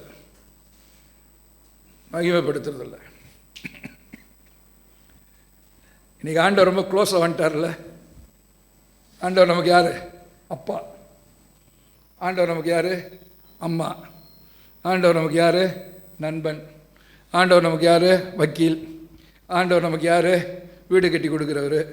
ஆண்டவர் யார்? நமக்கு கடன் கொடுக்குறவர். ஆண்டவர் யார்? வைத்தியர். ஆமென், ஆமென். அவ்வளோதான். அந்த இயேசு எப்படிப்பட்டவர்ன்றதை மறந்து போயிடுறோம். எப்படிப்பட்டவர்? அவருக்குரிய கனத்தையும் மகிமையும் செலுத்துறதில்லை. இதுதான் மாறுபாடு உள்ள ஒரு சந்ததி. தேவனை அறிந்தும் அப்பா தானே பார்த்துக்கலாம், அம்மா தானே பார்த்துக்கலாம், நண்பன் தானே தோளில் கை போட்டுக்கலாம், வக்கீல் தானே காசு கொடுத்தா வேலை செஞ்சிருவார். ஸோ எப்போ பணம் தேடினா ஆண்டவர் கொடுத்துருவார், ஆண்டவர்கிட்ட கேட்டால் கொடுத்துருவார், மன்னிச்சிடுவார். அதெல்லாம் பண்ணலாம், தப்பு பண்ணிகிட்டே இருக்கலாம். அந்த இயேசுவே ஆண்டவர் சொல்கிறதில்லை. மரணத்தினின்று உயிர்த்தெழுந்தார், கால்கள் யாவும் முடங்கும், நாவு யாவும் போற்றிடும். அந்த இயேசுவே ஆண்டவர், இயேசுவே ஆண்டவர், இயேசுவே ஆண்டவர். மரணத்தினின்று உயிர்த்தெழுந்தார், கால்கள் யாவும் முடங்கும், நாவு யாவும் போற்றிடும். அந்த இயேசுவே ஆண்டவர். இந்த மகிமை ஆண்டவருக்கு செலுத்துறதில்லை. Is a risen God. உயிருள்ள தேவனை மரித்தோர் இடத்துல தேடுகிறதில்லை. இன்னும் தேடிட்டு தான் இருக்கிறாங்க. மரித்தோர் இடத்துல தேடிட்டு இருக்கிறாங்க எல்லாரும். அந்த ஆண்டவர் தான் எப்படிப்பட்ட, உனக்கு தாயா இருக்கிறவர், உனக்கு தகப்பனா இருக்கிறவர், உனக்கு நண்பனா இருக்கிறவர், உனக்கு மேஸ்திரியா வீடு கட்டி கொடுக்கிறவர், உனக்கு எல்லாவற்றையும் செய்கிற ஒரு ஆண்டவர் உன்னதமானவர். அதை நீ மகிமைப்படுத்தாம நான் இப்படியே பார்த்துட்டு இருப்பேன், மேலே பார்க்க மாட்டேன்னா, அவர்கள் தேவன் என்று அறிந்தும் தேவனுக்கு ஏற்ற மகிமையை செலுத்தாமல் தங்களுடைய சிந்தைகளினாலே வீணராகி போனவர்கள், மாறுபாடு உள்ளவர்கள். ஆவியானவர் சொல்லிக் கொண்டார், நான் பேசுறது ஆண்டவர் பேசிக்கொண்டு இருக்கிறார். தேவன் என்று அறிந்தும் சர்வ வல்லமுள்ள தேவன் எனக்காக மாட்டுக்குட்டியில் வந்து பிறந்தார்னு சொல்லி ஆண்டவருக்கு முன்பதாக தாழ்மைப்படாம ஆண்டவருக்கு மகிமையை செலுத்தாம இருப்பீர்களானால் மாறுபாடு உள்ளவர்களாக இருப்பீர்கள். வேத அழகாக சொல்ல, தேவன் என்று அறிந்தும், இன்னொருத்தோட வாசிங்க அந்த வசனத்தை. தேவனை அறிந்தும், தேவனை அறிந்திருக்கிறார், இயேசுதான் அறிந்திருக்கிறார். உயிர்த்தெழுந்த தேவன் எனக்காக மரித்தார், கன்னி மரியாதை எல்லாம் அவரோ சரித்திரத்தினாலே உணர்த்தப்பட்ட வார்த்தை இது. பெத்லகேமில் பிறந்தார், நாசரத்தூர்ல வளர்ந்தார், 33 ஆண்டவர் அவர் அபிஷேகித்தார், ஞானஸ்நானம் பெற்றார், எல்லாம் சரித்திரத்தில் எழுதப்பட்டிருக்கு, அறிந்து வைத்திருக்கிறேன். ஆனாலும் அவரை மகிமைப்படுத்துகிறார். அவரே கிறிஸ்து, அவரே இயேசு என்று மகிமைப்படுத்துவதில்லை. அவர்தான் கிறிஸ்து என்று சொல்லி, அந்த இயேசு தான் கிறிஸ்து என்று சொல்லி நாங்கள் திருஷ்டாந்தப்படுத்ததான் இந்த ஊழியத்துக்கே வந்திருக்கிறோம் என்று சொல்லி பவுல் அப்போஸ்தலர் நடவடிக்கையிலிருந்து எல்லாத்திலையும் சொல்றாரு. அந்த இயேசுவே கிறிஸ்து, கிறிஸ்து இயேசு, இயேசு கிறிஸ்து என்பதை குறித்து பேசிக்கொண்டே இருக்கிறார். கிறிஸ்துவில் அலையப்பட்ட இயேசுவை தேவன் உயிரோடு கூட எழுப்பி பரிசுத்த ஆவியை தந்திருக்கிறார். நான் ரட்சிக்கப்பட்ட நாட்களில் 40 நாள் சொல்லி உபவாசிக்க ஆரம்பித்தேன். அப்போ வரும்பொழுது ஒவ்வொரு நாளும் அந்நிய பாஷை பேசும் பொழுதும் ஒரே ஒரு வார்த்தை தான் எனக்கு வரும், மகிமையை மட்டும் எனக்கு கொடுத்து விடு. ஆவியில் நிரம்பி பேசும் பொழுது இந்த வார்த்தை அடிக்கடி வரும். முதல்ல தான் வரும், கடைசியில் தான் வரும். மகனே, உனக்கு நான் இதெல்லாம் செய்வேன், இப்படிலாம் செய்வேன், இதெல்லாம் செய்வேன், மகிமையை மட்டும் எனக்கு கொடுத்து விடு என்கிற ஒரு வார்த்தை எனக்கு முன்பதாக அடிக்கடி வந்துகிட்டே இருக்கும். அர்த்தம் தெரியல, வருடங்கள் பல உருண்டுட்டு. ஆண்டவர் சொன்ன அந்த வார்த்தை எனக்கு அர்த்தம் தெரியல. நானும் அர்த்தம் சொல்லுங்கள் ஆண்டவரை கேட்டு பார்த்து ஓஞ்சி போயிட்டு அதை மறந்து போயிட்டேன். கல்லூரிக்கு படிக்க போனேன். ஆண்டவர் அந்த சட்டக்கல்லூரியில் பாண்டிச்சேரியில் எனக்கு கொண்டு போய் வச்சார் ஆண்டவர். அப்படியா இருக்கும் பொழுது எனக்கு நிறைய பேர் எனக்கு நண்பர்கள் வந்தாங்க. ஃபஸ்ட் இயரில் நான் மட்டும்தான் பாஸ் பண்ணேன். எல்லாம் ஒரு காரியத்தில் அப்படியே இருந்தேன். எனக்கு எல்லாம் நான் சாப்பிட 2 மணி நேரம் சாப்பாடு, 12லேருந்து 2 மணி வரைக்கும் எனக்கு நான் ஒரு தங்கியிருந்த வீட்டிலேருந்து சாப்பாடு வரும், அதை சாப்பிட்டுட்டு இருப்பேன். அவங்க சாதாரணமாக நான் கொடுத்த காசுக்கு ஒரு முட்டையோ ஒரு அப்பளமோ வச்சு அனுப்புவாங்க. ஆனால் எனக்கு இருக்கிற டே ஸ்காலர்ஸ் எல்லாரும் கொண்டு வந்து அவங்க சாப்பாட்டை என்கிட்ட கொடுப்பாங்க. எல்லாம் கிடைக்கும் எனக்கு. ப்ரான், ஃபிஷ்ஷு, நண்டு சாப்பிடாது எல்லாம் ஒன்று என்கிட்ட ஒரு அதனால் என் கூட 5 பேர் 10 பேர் என் கூட சேர்ந்து சாப்பிடுவாங்க. இதெல்லாம் நினச்சி கொண்டு இருந்தேன். ஒரு நாள் நான் சாப்பிட்ற வீட்டில் அந்த வீட்டு பொண்ணு சொன்னார், என்ன பஸ்ஸில் உங்களுக்கு நிறைய ஃபேன் இருக்கிறாங்க போலுக்கு, பொம்பளைங்க ஃபேன்லாம் நிறைய பேர் இருக்காங்க போலுக்கு அப்படின்னா. என்னடா செல்லம், என்னடா சின்ன பொண்ணு சொன்னா நீங்கள் பஸ்ஸில் வந்தால் எல்லாருக்கும் இடம் கொடுக்குறீங்களா, தூக்கி விட்றீங்களா, அப்படிலாம் பண்ணுறீங்களா, வயசானவங்களாம் தூக்கி விட்றீங்களாமே, உங்களுக்கு ஒரு ஃபேனே இருக்குண்ணே பஸ்ஸில், உங்களை பார்க்கணும், உங்கள்கிட்ட பேசணும்னு என்கிட்ட கேட்டுட்ருக்காங்கன்னாரு. அன்றைக்கி தான் சுருக்குச்சு அவங்களும். அன்றைக்கி எப்போ 12-8 மணி சாப்பிட்டுட்டு ஒரு ஓட்ட வழியாக போய் அது ஒரு பாலடைஞ்ச ஒரு வீட்டில் தான் ஒரு கட்டடத்தில் தான் எங்கள் காலேஜ் நடந்துகிட்டு இருந்தது. உள்ளே போய் அங்கே எங்கேயோ பின்னாடி போய் ஒரு ரூமை தேடி வச்சுருந்தேன். 1 மணிக்கு அங்கே போயிடுவேன். 1 to 1:30 1:45 வரைக்கும் ஜெபிக்க ஓடிடுவேன். ஜெபிக்கும் பொழுது ஆண்டவர் பேசினார், இதை தாண்டா நான் அவன்கிட்ட கேட்டேன், மகிமை எனக்கு கொடுத்துருன்னு. இன்றைக்கி உன்னை சுற்றி இத்தனை பேர் இருக்கிறாங்க, உன்னை சுற்றி பொம்பளைங்க வராங்கன்ற, உன்னை சுற்றி பெண் பிள்ளைகள் வராங்க, அட்ராக்ட் பண்ண போடுறாங்க. இதுக்கெல்லாம் காரணம் உனக்குள்ளே இருக்கிற தேவனுடைய அன்பு. அன்னைக்கு தான் தெரிஞ்சுது, ஆண்டவரே உன்னுடைய மகிமையை உமக்கு கொடுத்துடணும்னு கேட்டதுடைய அர்த்தம். அன்னைக்கு கொடுக்க ஆரம்பிச்சதெல்லாம் இன்றைக்கு வரைக்கும் அப்படி ஓடுது. அண்ணன் கூட இருந்து இன்னும் அதிகமாக இது பலப்பட்டு இருக்குது. அண்ணன் ஒரு நாளும் நாங்கள் ஜெபிச்சு ஆண்டவர் சுகம் கொடுத்தான்னு சொல்லவே மாட்டாங்க. ஆமென். நாங்கள் ஜெபிச்சா ஆண்டவர் சுகம் கொடுத்தாரு. நாங்கள் ஜெபிச்சு மகிமையாக ஒவ்வொரு நாளும் நீங்கள் சாட்சி சொல்லும்போது க்ளோரி டு காட் என்று சொல்லுவார்கள். எங்களை ஒரு கருவியாய் பயன்படுத்தி இருக்கிறார்கள் தான். உங்கள் மேலே உள்ள அன்பினால தேவன் சுகம் கொடுத்திருக்கிறார். உங்கள் மேலே உள்ள அன்பினால தேவன் உங்களுக்குள்ளாக இருந்த பிசாசை அண்ணன் மூலமாக ஓட்டி இருக்கிறார், ஊழியக்காரர்கள் மூலமாக ஓட்டி கொண்டு இருக்கிறார். அதனால தான் வருஷத்துக்கு ஒரு நாள் பிப்ரவரி மாதம் 2வது ஞாயிற்றுக்கிழமை ஸ்தோத்திர கூட்டம்னு கொண்டு அன்னைக்கு எல்லாத்தையும் ஆண்டவருக்கு மகிமையை செலுத்துகிறோம். எண்ணி வச்சு அண்ணன் லிஸ்ட்டு போட்டு சொல்லுவாங்க, இத்தனை பேரை ஆண்டவர் சுகமாகினார், இத்தனை பேரை பிசாசு விரட்டிட்டு இந்த இடத்துல எங்களை கூப்பிட்டாங்க, அப்போ நாங்கள் இன்னும் 1,00,000 பேர் 2-1.5 லட்சம் பேர் கூடுகைக்கெல்லாம் போயிருக்கிறோம் என்று சொல்லி முடிப்பார்கள். கிறிஸ்து என்று அறிந்திருந்தோம், மகிமை அவருக்கு செலுத்தல. இன்றைக்கி நான் ஜெபிச்சேன், ஆண்டவர் சுகம் கொடுத்தார். சாட்சி சொல்லும்போது இன்றைக்கி எல்லாம் திமிரா சாட்சி சொல்கிறாங்க. நான் ஜெபிச்சேன், மகிமை ஆண்டவர் கொடுக்கறதில்ல. நம்ம தங்களை எவ்வளோ ஜெப வீரனாக காட்டிக்கிறது, தங்களை பரிசுத்தவனாக காட்டிக்கிறது, நாங்களை அப்படியே காட்டிக்கிறதுக்கு நான் ஜெபிச்சேன். தேவன் என்று அறிந்து அவருக்கு கொடுக்க வேண்டிய மரியாதையை கொடுக்கறதில்லை.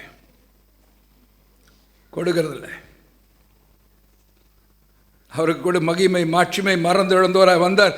தேவனை அறிந்தது அவருக்குரிய மரியாதையை கொடுக்கறதில்லை. வானபராபரனே இப்போ வாரும் எம்மாத்தியலே, வானபராபரனே இப்போ வாரும் எம்மாத்தியிலே, வந்து நின்றிரு கரத்தா எம்மையாசி வாதியுமையா, வந்து நின்றிரு கரத்தா எம்மையாசி வாதியும் வாருமையா, எல்லா மகிமை கணமும் துதியும் ஏற்றிட வாருமையா, எல்லா மகிமை கணமும் துதியும் ஏற்றிட வாருமையா, வான பராபரனே இப்போ வாரும் இமத்தியிலே. இந்த பாட்டெலாம் பாடும் பொழுது நான் அழுதுருவேன். எல்லா மகிமையும் கணத்தையும் உங்கள் பாத்திரம் கொண்டு வந்து வைக்கிறேன்னு சொல்லுவேன். இன்றைக்கி எல்லோரும் ஆண்டவருக்கு மகிமை செலுத்துகிறோம், செலுத்த வேண்டிய விதமாக செலுத்துறதில்லை. அதுக்கு ஒரு கதை சொல்கிறேன். நரியும் கொக்கும் இருந்துச்சு, விருந்துக்கு கூப்பிட்டுச்சு.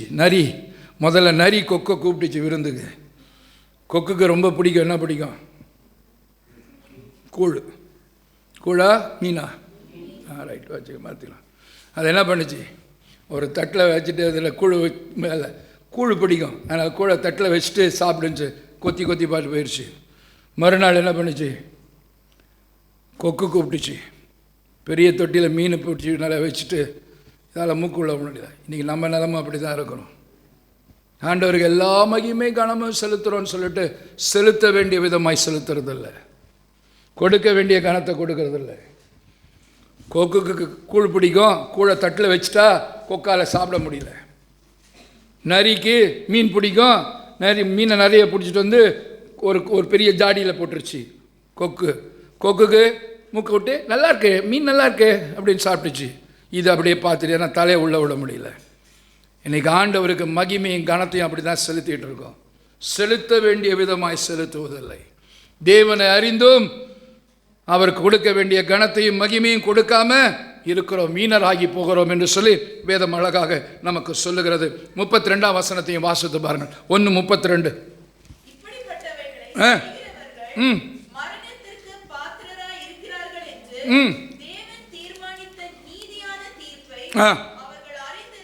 அவர்கள் இப்படிப்பட்ட நியாய தீர்ப்பை அறிந்திருந்தோம். அன்னைக்கு அப்படிதான் இருந்துச்சு. சோதோம் குமாரால அறிந்திருந்தார்கள். அவைகளை அவர்கள் தாங்களே செய்கிறதும் அல்லாமல் பிரியமாயிருக்கிறார்கள். தாங்களே செய்கிறதோடு மட்டுமல்லாமல் மாறுபாடு உள்ளவர்களுக்கு ஒரு அட்டாச்மெண்ட் இருக்கும். பொய் சொல்லுகிறவர்களுக்கெல்லாம் திக்காக இருக்கும், குடிக்கிறவங்களுக்கெல்லாம் நட்பு திக்காக இருக்கும். அதனால தான் ஆண்டவர் சொன்னார், விசுவாசம் இல்லாத மாறுபாடு உள்ள ஒரு சந்ததியை என்று சொல்லி ஆண்டவர் சொன்னதாக வேதத்தில் சொல்லப்பட்டு இருக்கிறது. இன்றைக்கி வாயினால் ஆண்டவரை துதிக்கலைன்னு வச்சுக்கிடுங்க. வேதம் மிக அழகாக சொல்லுகிறது. நீதிமொழிகள் 10ஆம் அதிகாரம் 31ஆம் வசனத்தை வாசித்து பாருங்கள். மாறுபாடு உள்ள நாவை குறித்து வேதம் சொல்லுகிற எடுத்து வாசிங்க, முடித்து விடுகிறேன். நீதிமொழிகள் 10:31. நீதிமானுடைய வாய் ஞானத்தை வெளிப்படுத்தும், மாறுபாடு உள்ள நாவு அறுப்புண்டு போகும். இன்னைக்கு ஆண்டவரை துதிக்கலன்னு வச்சுங்க, மௌனத்தில் இருக்கிறவர்களும் மரித்தவர்களும் தான் ஆண்டவரை துதிக்க மாட்டாங்க. ஆண்டவரை துதிங்கன்னு சொல்லும்போது துதிங்க. இருதயத்தில் நீதி உண்டாக இருதயத்தில் விசுவாசிக்கப்படும், ரட்சிப்பு உண்டாக வாயினால் அறிக்கை செய்யணும். நான் சொல்லலை, வேதம் சொல்லுது. நீதி உண்டாக இருதயத்தில் என்ன விசுவாசிக்கிறீங்களோ அதை வாயினால் என்ன செய்யணும், அறிக்கை செய்யணும். தேவன் என்று அறிந்திருந்தும் தேவனை அறிக்கை செய்யாதவர்கள், தேவனுக்கு கொடுக்க வேண்டிய மரியாதையை கொடுக்காதவர்கள் மாறுபட்டவர்கள் என்று வேதம் அழகாக சொல்லுகிறது. ஆண்டவர் ஒளியில் இருக்கிறது போல நம்மளும் ஒளியில் இருக்கணும், இல்லைனா மாறுபட்டவர்களாக இருப்போம். அதான் வேதம் அழகாக சொல்லுது. 1 யோவான் 4ஆம் அதிகாரத்தில் ஆண்டவரை நேசிக்கிறோன்னு சொல்லிட்டு ஆண்டவருடைய பிள்ளைகளை நேசிக்கலைன்னா நீ மாறுபட்டவன். நான் ஆண்டவரை நேசிக்கிறேன், ஆண்டவர் மேல் அன்பு செலுத்துகிறேன், காணாத தேவனை சிநேகிப்பேன், ஆனால் காண்கிற சிநேகிதனை சகோதரனை நான் என்ன செய்வேன், பகைப்பேன் என்று சொன்னால் வேதம் சொல்லுகிறது மாறுபட்டவன். நீ மாறுபட்டவன். நான் ஒளியிலே நடக்கிறேன்னு சொல்லிட்டு ஒளியின் பிள்ளைகளா இல்லாமல் இருளில நடப்பீர்கள் என்று சொன்னால் மாறுபட்டவர்கள் என்று சொல்லி வேதம் மிக அழகாக நமக்கு சொல்லுகிறது. இன்னைக்கு இதெல்லாம் தான் பார்க்கணும். வேதத்தில் வாசித்து பாருங்க. மாறுபட்டவர்கள் ஆண்டவருடைய பிள்ளைகள் என்று சொல்லிவிட்டு ஆண்டவருடைய பிள்ளைக்குரிய இலக்கணத்தை இல்லாமல் என் இஷ்டப்படி I will do whatever I like, தாறுமாறாய் ஓடுவேன், ஆண்டவர் பார்வையில் நான் இப்படி விலையேற பெற்றோம், நான் இருக்க மாட்டேன், நான் எப்படி இருந்தாலும் போகிறேன் என்று சொல்லும் பொழுது தாறுமாறாக்க ஓடுகிற ஒட்டகம், தாறுமாறாய் நடக்கிறவர்கள் என்று சொல்லி வேதம் நமக்கு மிக அழகாக எச்சரிக்கிறது. அப்போது ஏசாயா 29:16 வாசிக்க கேட்போம். ஏசாயா 29:16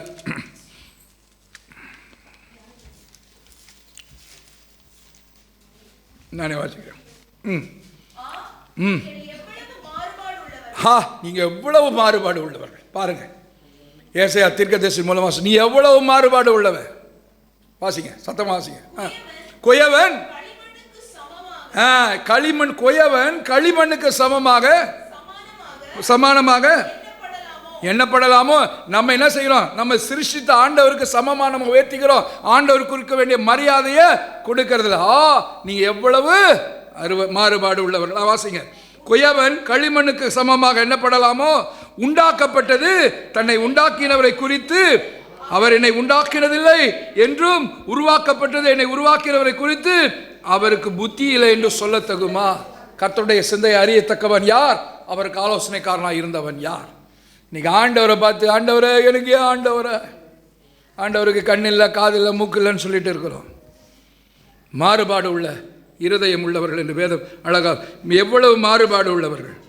குயவன் ஆண்டவரோடு கூட போய் அவன் யோபு சொல்லுவான், நான் அவர்கிட்ட போய் ஒன்றும் கேட்க முடியாது. ஆண்டவர்கிட்ட போய் நான் ஒன்றும் கேட்க முடியாது. பவுல் அதுக்கு மேலே சொல்லுவார், கர்த்தருடைய சிந்தையை அறியத்தக்கவன் யார்? அவருக்கு ஆலோசனைக்காரன் இருந்தவன். இன்னைக்கு ஆண்டவருக்கு ஆலோசனைக்காரங்க நிறைய பேர் இருக்கிறாங்க.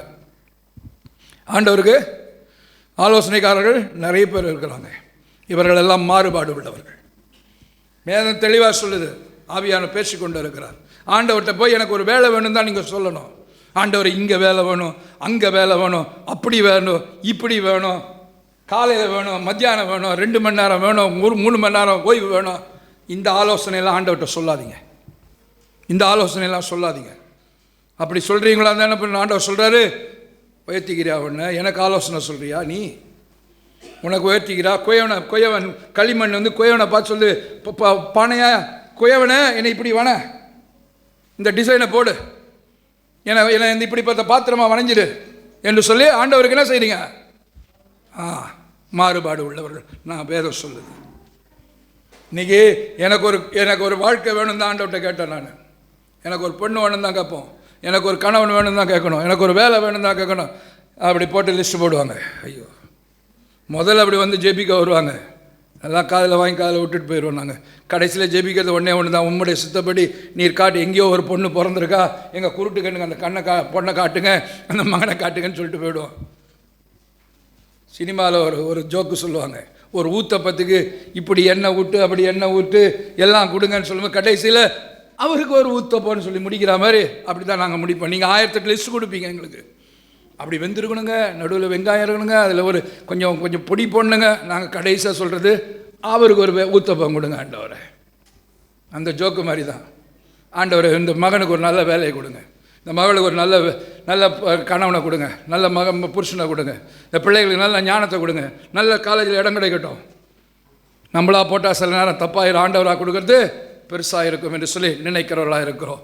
ஆகவே தான் நான் சொன்னார், மாறுபாடும் விசுவாசம் இல்லாதவர்கள் தான் மாறுபாடு உள்ளவர்களாக இருப்பாங்க. ஆண்டவர் நல்ல பொண்ணை கொடுப்பாரு, நல்ல மகனை கொடுப்பாரு, நல்ல வேலையை கொடுப்பாரு, நல்ல வீட்டை கொடுப்பாரு, நல்ல வாகனத்தை கொடுப்பார் என்று விசுவாசம் இல்லாதவர்கள் தான் என்ன செய்வார்கள்? லிஸ்ட் போடுவாங்க. ஆண்டவருக்கு கர்த்தருக்கு ஆலோசனை சொல்லுவாங்க, நல்ல நாள் பார்ப்பாங்க, கள்ளத்தராசு வச்சுக்கிடுவாங்க. ஆண்டவர் பேரை சொல்லி கள்ளத்தராசு வீட்டில் இருக்குமானால் மாறுபாடு உள்ளவன். ஆண்டவர் பேரை சொல்லிட்டும் வேலைக்கு நேரத்துக்கு போகாதவன் மாறுபாடு உள்ளவன். ஆண்டவருடைய பேரை சொல்லிட்டோம் இன்னைக்கு இன்னும் பரிதானம் வாங்குகிறவன், லஞ்சம் வாங்குகிறவன் மாறுபாடு உள்ளவன். இப்படிப்பட்ட சந்ததி எவ்வளவு நாளைக்கு தான் நான் பொறுத்துக்கிடுவேன்? எவ்வளவு நாளைக்கு தான் நான் இதோட பொறுமையாக இருப்பேன்? எவ்வளவு நாளைக்கு தான் இவங்களோட கூட இருப்பேன் என்று சொல்லி ஆண்டவர் சொல்லுகிறதாக வேதத்தில் எழுதப்பட்டு இருக்கிறது. நீதிமொழிகள் 22:5 வாசித்து பாருங்கள். நீதிமொழிகள் 22:5.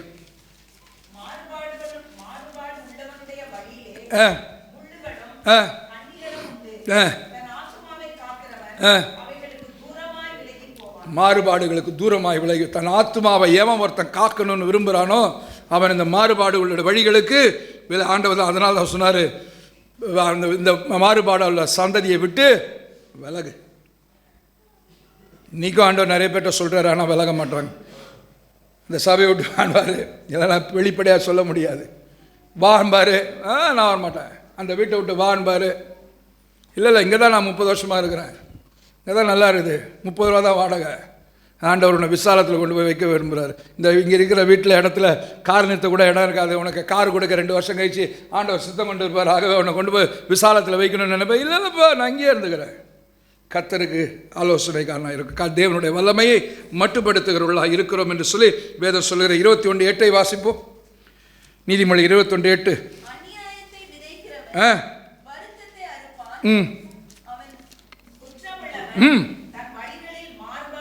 குற்றமுள்ளவன் தான் மாறுபாடாக இருப்பான், மாறுபாடு உள்ளவன் குற்றமுள்ளவனாக இருப்பான்.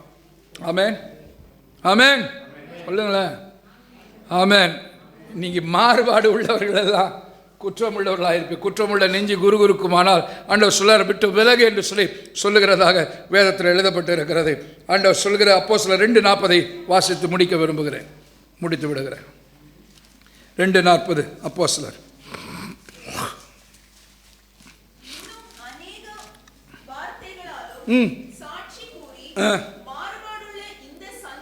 விட்டு போதும். மாறுபாடு எத்தனை நாள்? அநேக வார்த்தைகளினாலும் சாட்சி கூறி மாறுபாடு உள்ள இந்த சந்ததியை விட்டு விலகி உங்களை ரட்சித்துக் கொள்ளுங்கள் என்றும் புத்தியும் சொன்னான்.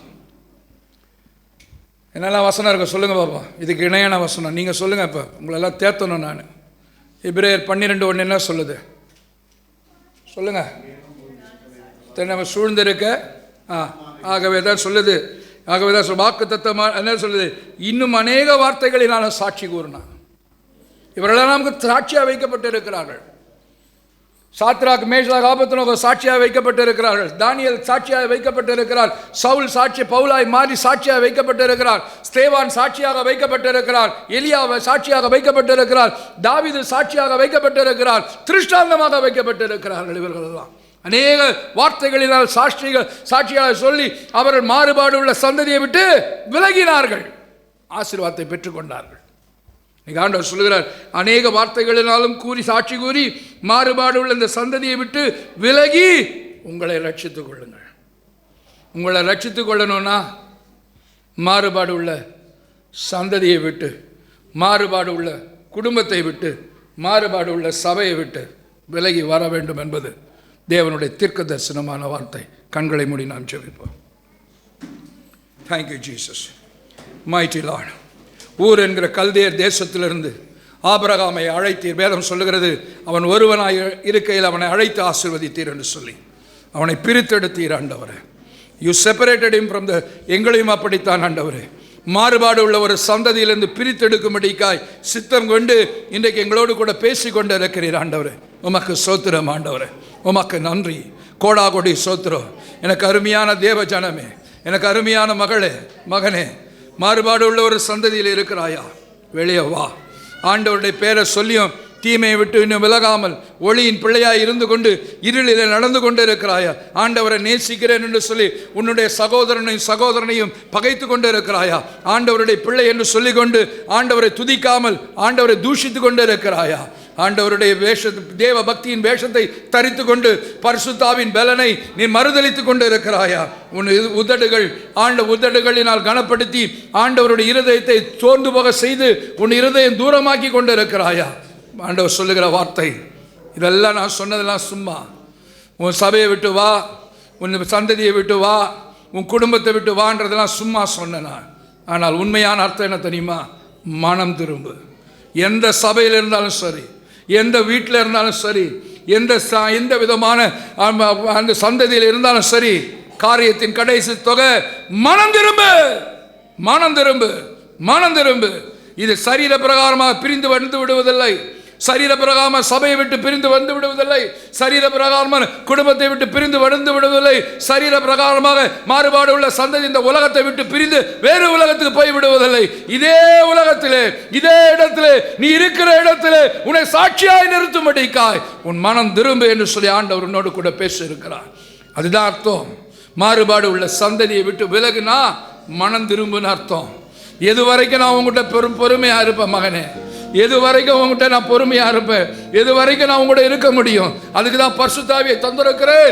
ஆகவே மனம் திரும்பு, மனம் திரும்பு. சபையை விட்டு வருவது பெருசல்ல, குடும்பத்தை விட்டு வந்து வருவது பெருசல்ல, இந்த உலகத்தை விட்டு போவது பெருசல்ல. பாவத்துக்காக மரிக்கணும், உலகத்துக்காக மரிக்கல, பாவத்துக்காக மரிக்கணும். ஆண்டவரே, இனி என்னிலே இந்த மாறுபாடான தன்மைகள் இருக்கக்கூடாது. ஆண்டவருடைய பிள்ளையாய் நான் வாழ்வேன்.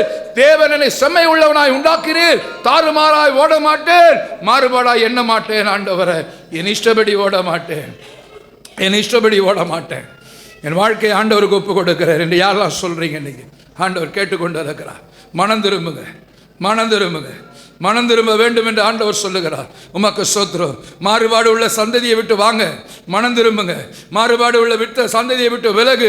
பொல்லாப்பாய் தோன்றுகிற எல்லாவற்றை விட்டு விலகுங்கள். மனது ஆண்டவரை இன்று முதற்கொண்டு, ஆண்டவரே இப்படியா இருப்பேன், ஆண்டவரை என்னுடைய இருதயம் உமக்கு ஏற்றதா இருக்கும். உதடுகளினால் மட்டும் உம்மை கனப்படுத்த மாட்டேன், என் இருதயத்தினாலும் உம்மை கனப்படுத்துவேன். ஆண்டவரே, தேவ பக்தியின் வேஷத்தை தரித்து கொண்டு அதன் பலனாகிய பரிசுத்த ஆவியை நான் மறுதலிக்க மாட்டேன்.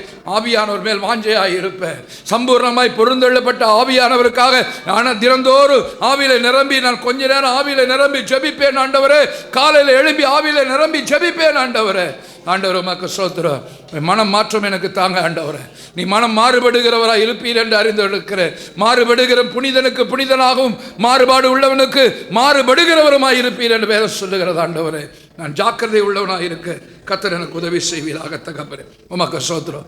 உம்மை தேவன் என்று அறிந்தும் ஒருவேளை நான் மகிமைப்படுத்தாமல் இருப்பேனானா, உம்மை அறிக்கை செய்யாமல் இருப்பேனானா, என்னை மன்னியும் ஆண்டவரே. மனம் திரும்புகிறேன் ஆண்டவரே, என்னை மன்னியும். உம்முடைய வல்லமையை நான் மட்டுப்படுத்திருப்பேன், உமக்கு ஆலோசனைக்காரனாக இருந்திருப்பேன். உம்முடைய வல்லமையை மட்டுப்படுத்திருப்பேன், என்னை மன்னியும் ஆண்டவரே. உம்முடைய மகிமை இறங்கி வருவதாக. கர்த்தருடைய ஆவியானவர் இறங்கி கொண்டிருக்கிறார். யாரெல்லாம் கேட்குறீங்களோ உங்கள் மேலே ஆண்டவர் ஆவியானவர் ஊற்றி கொண்டிருக்கிறார். தேவ பக்தி உள்ள அத்தனை பேரும் பரிசுத்த ஆவி என்கிற பலன் இறங்கி கொண்டிருக்கிறது. நன்றி ஆண்டவரே. எல்லாரும் கர்த்தரை ஸ்தோத்திரிப்போம். எனக்காக விலையேற பெற்ற என்னுடைய ஆத்மாவை காக்க விலையேற பெற்ற ரத்தத்தை சிந்தினவரே, என்னை உங்களுடைய அபிஷேகத்தால் நிரப்புங்க. விலையேற பெற்ற அபிஷேகம் மீது வரட்டும். நுகங்களை முறியடிக்கிற அபிஷேகம் மீது ஊற்றப்படட்டும். நான் மனம் திரும்பி கர்த்தருக்கென்று எழும்பத்தக்கதார் வல்லமையின நிரப்பட்டும் என்று சொல்லி தேவனிடத்தில் போராடி கொண்டிருப்போம். நன்றி ஆண்டவரே, உமக்கு நன்றி. லாக்கரா மெனபரா பாஷலா பராபதி ஆக்கரா ஊதரா வெளிபிதுரி வியாக்கரா தீராபரா. மனம் திரும்புகிற ஒவ்வொருவருக்கும் கர்த்தருடைய ஆவியானவர் இறங்குவீராக, வல்லமை இறங்குவதாக, அபிஷேகம் இறங்குவதாக. ஓ மீராபரா, தேவனுக்கு மகிமை, தேவனுக்கு மகிமை, தூக்கி எடுத்த தேவனுக்கு மகிமை.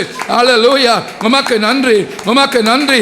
ஒவ்வொரு மேலும் வாலிப பிள்ளைகள் கர்த்தருக்கென்று எழும்பத்தக்கதாக ஆண்டவரே, இனி நான் உம்மை மகிமைப்படுத்துவேன். இனி நான் குடத்திலிட்ட விளக்காக இருக்க மாட்டேன். கர்த்தருக்கென்று எழும்புவேன், கர்த்தருக்கென்று எழும்புவேன்.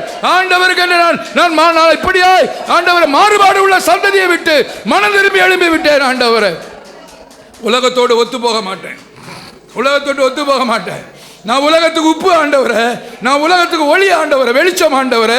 நான் உலகத்தோடு ஒத்து போக மாட்டேன். பிரித்தெடுக்கப்பட்ட ஒரு ஜனமாய், பிரித்தெடுக்கப்பட்ட தெரிந்து கொள்ளப்பட்ட ஒரு சந்ததியாய் ஆண்டவரை இன்றிலிருந்து நான் இருப்பேன். ஆண்டவரே, மாறுபாடு உள்ள சந்ததியிலிருந்து பிரிந்து தெரிந்து கொள்ளப்பட்ட சந்ததியிலே, ஆபிரகாமின் சந்ததியிலே, தாவீதின் சந்ததியிலே ஒரு மனிதனாய், ஒரு மகளாய் என்னை ஒப்பு கொடுக்கிறேன். ஆண்டவரே, ஆக்கிரியா தீனா கபிதரா சக்கரா இதனா மசக்கரா தீரா கபேலா பரபரா உதுரு பிஷிகா பரா பதுனிமி அந்தரா தூரபலா பராக்கரா தியாக்கரா. உன் வாழ்க்கை என்ற கொடுமகனே, உன் வாழ்க்கை என்ற கொடுமகனே, நான் மனையட்டும், நான் மனையட்டும். அல்லேலூயா. நான் மனையட்டும் என்று சொல்லி கேட்கிறார். களிமண்ணாய் இருந்து கொண்டு ஆண்டவருக்கு ஆலோசனை சொல்லாத. குயவன் பெருசா உன்னை வளைவார், உன்னை வளைவார், உன்னை வணைந்து கொள்வார். களிமண் நாம் ஆண்டவருக்கு ஆலோசனை சொல்ல வேண்டாம். கர்த்தருடைய வாழ்க்கையை மட்டும் கொடுக்கிறேன். 5 அப்பம் 2 மீனா என் வாழ்க்கையை கொடுக்கிற ஆண்டவரே, எனக்கு என் வாழ்க்கையில் எல்லா பிரச்சனையும் நீர் அறிந்திருக்கிறேன். என் வாழ்க்கையில், என் வார்த்தையில், வாயில சொல் பிரவாகம் அறிந்திருக்கிறேன். ஆண்டவரே, எனக்கு ஒரு விடுதலை கொடுப்பீர் என்று விசுவாசத்தோடு போகட்டும். ஆண்டவரே, நான் மாறுபாடு உள்ள ஒரு சந்ததி இல்லை. ஆண்டவரே, மாறுபாடு உள்ள ஒரு சந்ததிக்கு தான் விசுவாசம் இருக்காது. நான் ஆண்டவரே தெரிந்து கொள்ளப்பட்ட சந்ததி, எனக்குள்ள ஒரு விசுவாசம் உண்டு. என் ஆண்டவர் என் பொறுப்பு, என் காரியத்தை எடுத்துக்கொள்வார். ஆண்டவர் என் தன்மையில காரியத்தை போட்டுக்கொள்வார். சோதரிக்கிற ஆண்டவரே, உமக்கு நன்றி, உமக்கு நன்றி. மகிமை இறங்கி வரட்டும் ஆண்டவரே. நீர் அல்லவா சொன்னீர், நான் அல்லவா பேசினேன். உமக்கு சொன்னது எதாவது தவறாய் சொல்லியிருப்பேன், நான் மன்னியும் ஆண்டவரே. மனம் திரும்ப கிருபைதாங்க. ஒவ்வொரு ஆத்மாவோடு மனம் திரும்ப. எங்கள் சபையில் ஒரு உயிர்ப்பித்தலை கொடுங்க தகப்பனே, ஒரு மனம் திரும்புதலை கொடுங்க. வர்றோம் போகிறோன்னு இல்லாமல் ஆண்டவர் மாறுபாடு உள்ள ஒரு சந்ததியாக எந்த சபையில் இருந்தாலும் நாங்கள் மனம் திரும்பத்தக்கதாக, இந்த சபையிலும் மனம் திரும்பத்தக்கதாக கத்தாவே இந்த வேளையில் எங்களுக்கு தந்திருப்பதற்காக உமக்கு ஸ்தோத்திரம், உமக்கு ஸ்தோத்திரம், உமக்கு ஸ்தோத்திரம். விசுவாசம் இல்லாத மாறுபாடு உள்ள சந்ததியிலிருந்து நான் மாறி விசுவாசம் உள்ள ஆண்டவர் தெரிந்து கொள்ளப்பட்ட சந்ததியாய், ஆபிரகாமின் சந்ததியாய், தாவீதின் சந்ததியாய் ஆண்டவரே, தேவ பக்தி உள்ள ஒரு சந்ததியாய் ஆண்டவரே என்னை வைத்திருப்பதற்காக உமக்கு நன்றி, நன்றி ஆண்டவரே. ஆண்டவரே இவ்வளோ நேரம் கேட்டாங்க, உணர்வின் ஆவி உள்ளே வரட்டும், உணர்வின் ஆவி உள்ளே வரட்டும், உணர்வின் ஆவி வரட்டும். நான் அனுபவித்து பேசியிருக்கிற ஆண்டவரை, உணர்வின் ஆவி வந்து எல்லாரும் ஆண்டவரை மனம் திரும்பத்தக்கதாக இப்பொழுது எல்லாம் மனம் திரும்ப வேண்டும் என்று சொல்லி கட்டளையிடுகிறார். இன்றைக்கு ரட்சணி நாள், இன்றைக்கு எல்லாருக்கும் ஒரு மனம் திரும்புதலை கட்டளையிடத்தக்கதாக உம்முடைய மகிமை வல்லமை இறங்க வேண்டும் என்று சொல்லி ஜெபிக்கிறேன். உமக்கு நன்றி. லக்கிரியா துரபே பாபா ஷரபல பரதீன கவேலா ஊரியா மரபரப சங்கல பரபரக்கரா ஊரி பாபா பாபா பாபா. ஒவ்வொருவரை நிரப்புங்க, வாலிப பிள்ளைகளை நிரப்புங்க. இனி வருகிற வாழ்க்கை வித்தியாசமானதாக இருக்கட்டும். மாறுபாடு உள்ள சந்தையிலிருந்து புறப்பட்ட ஒரு வாழ்க்கையை என் வாலிப பிள்ளைகளுக்கு தரும்படிக்காய் ஜெபிக்கிறேன் ஆண்டவர். இயேசுவின் நாமத்தில் ஜெபிக்கிறேன் ஆண்டவர். விசுவாசத்தை எடுத்துக்கொள்ளுகிறேன் நல்ல பிதாவே. ஆமென், ஆமென், ஆமென்.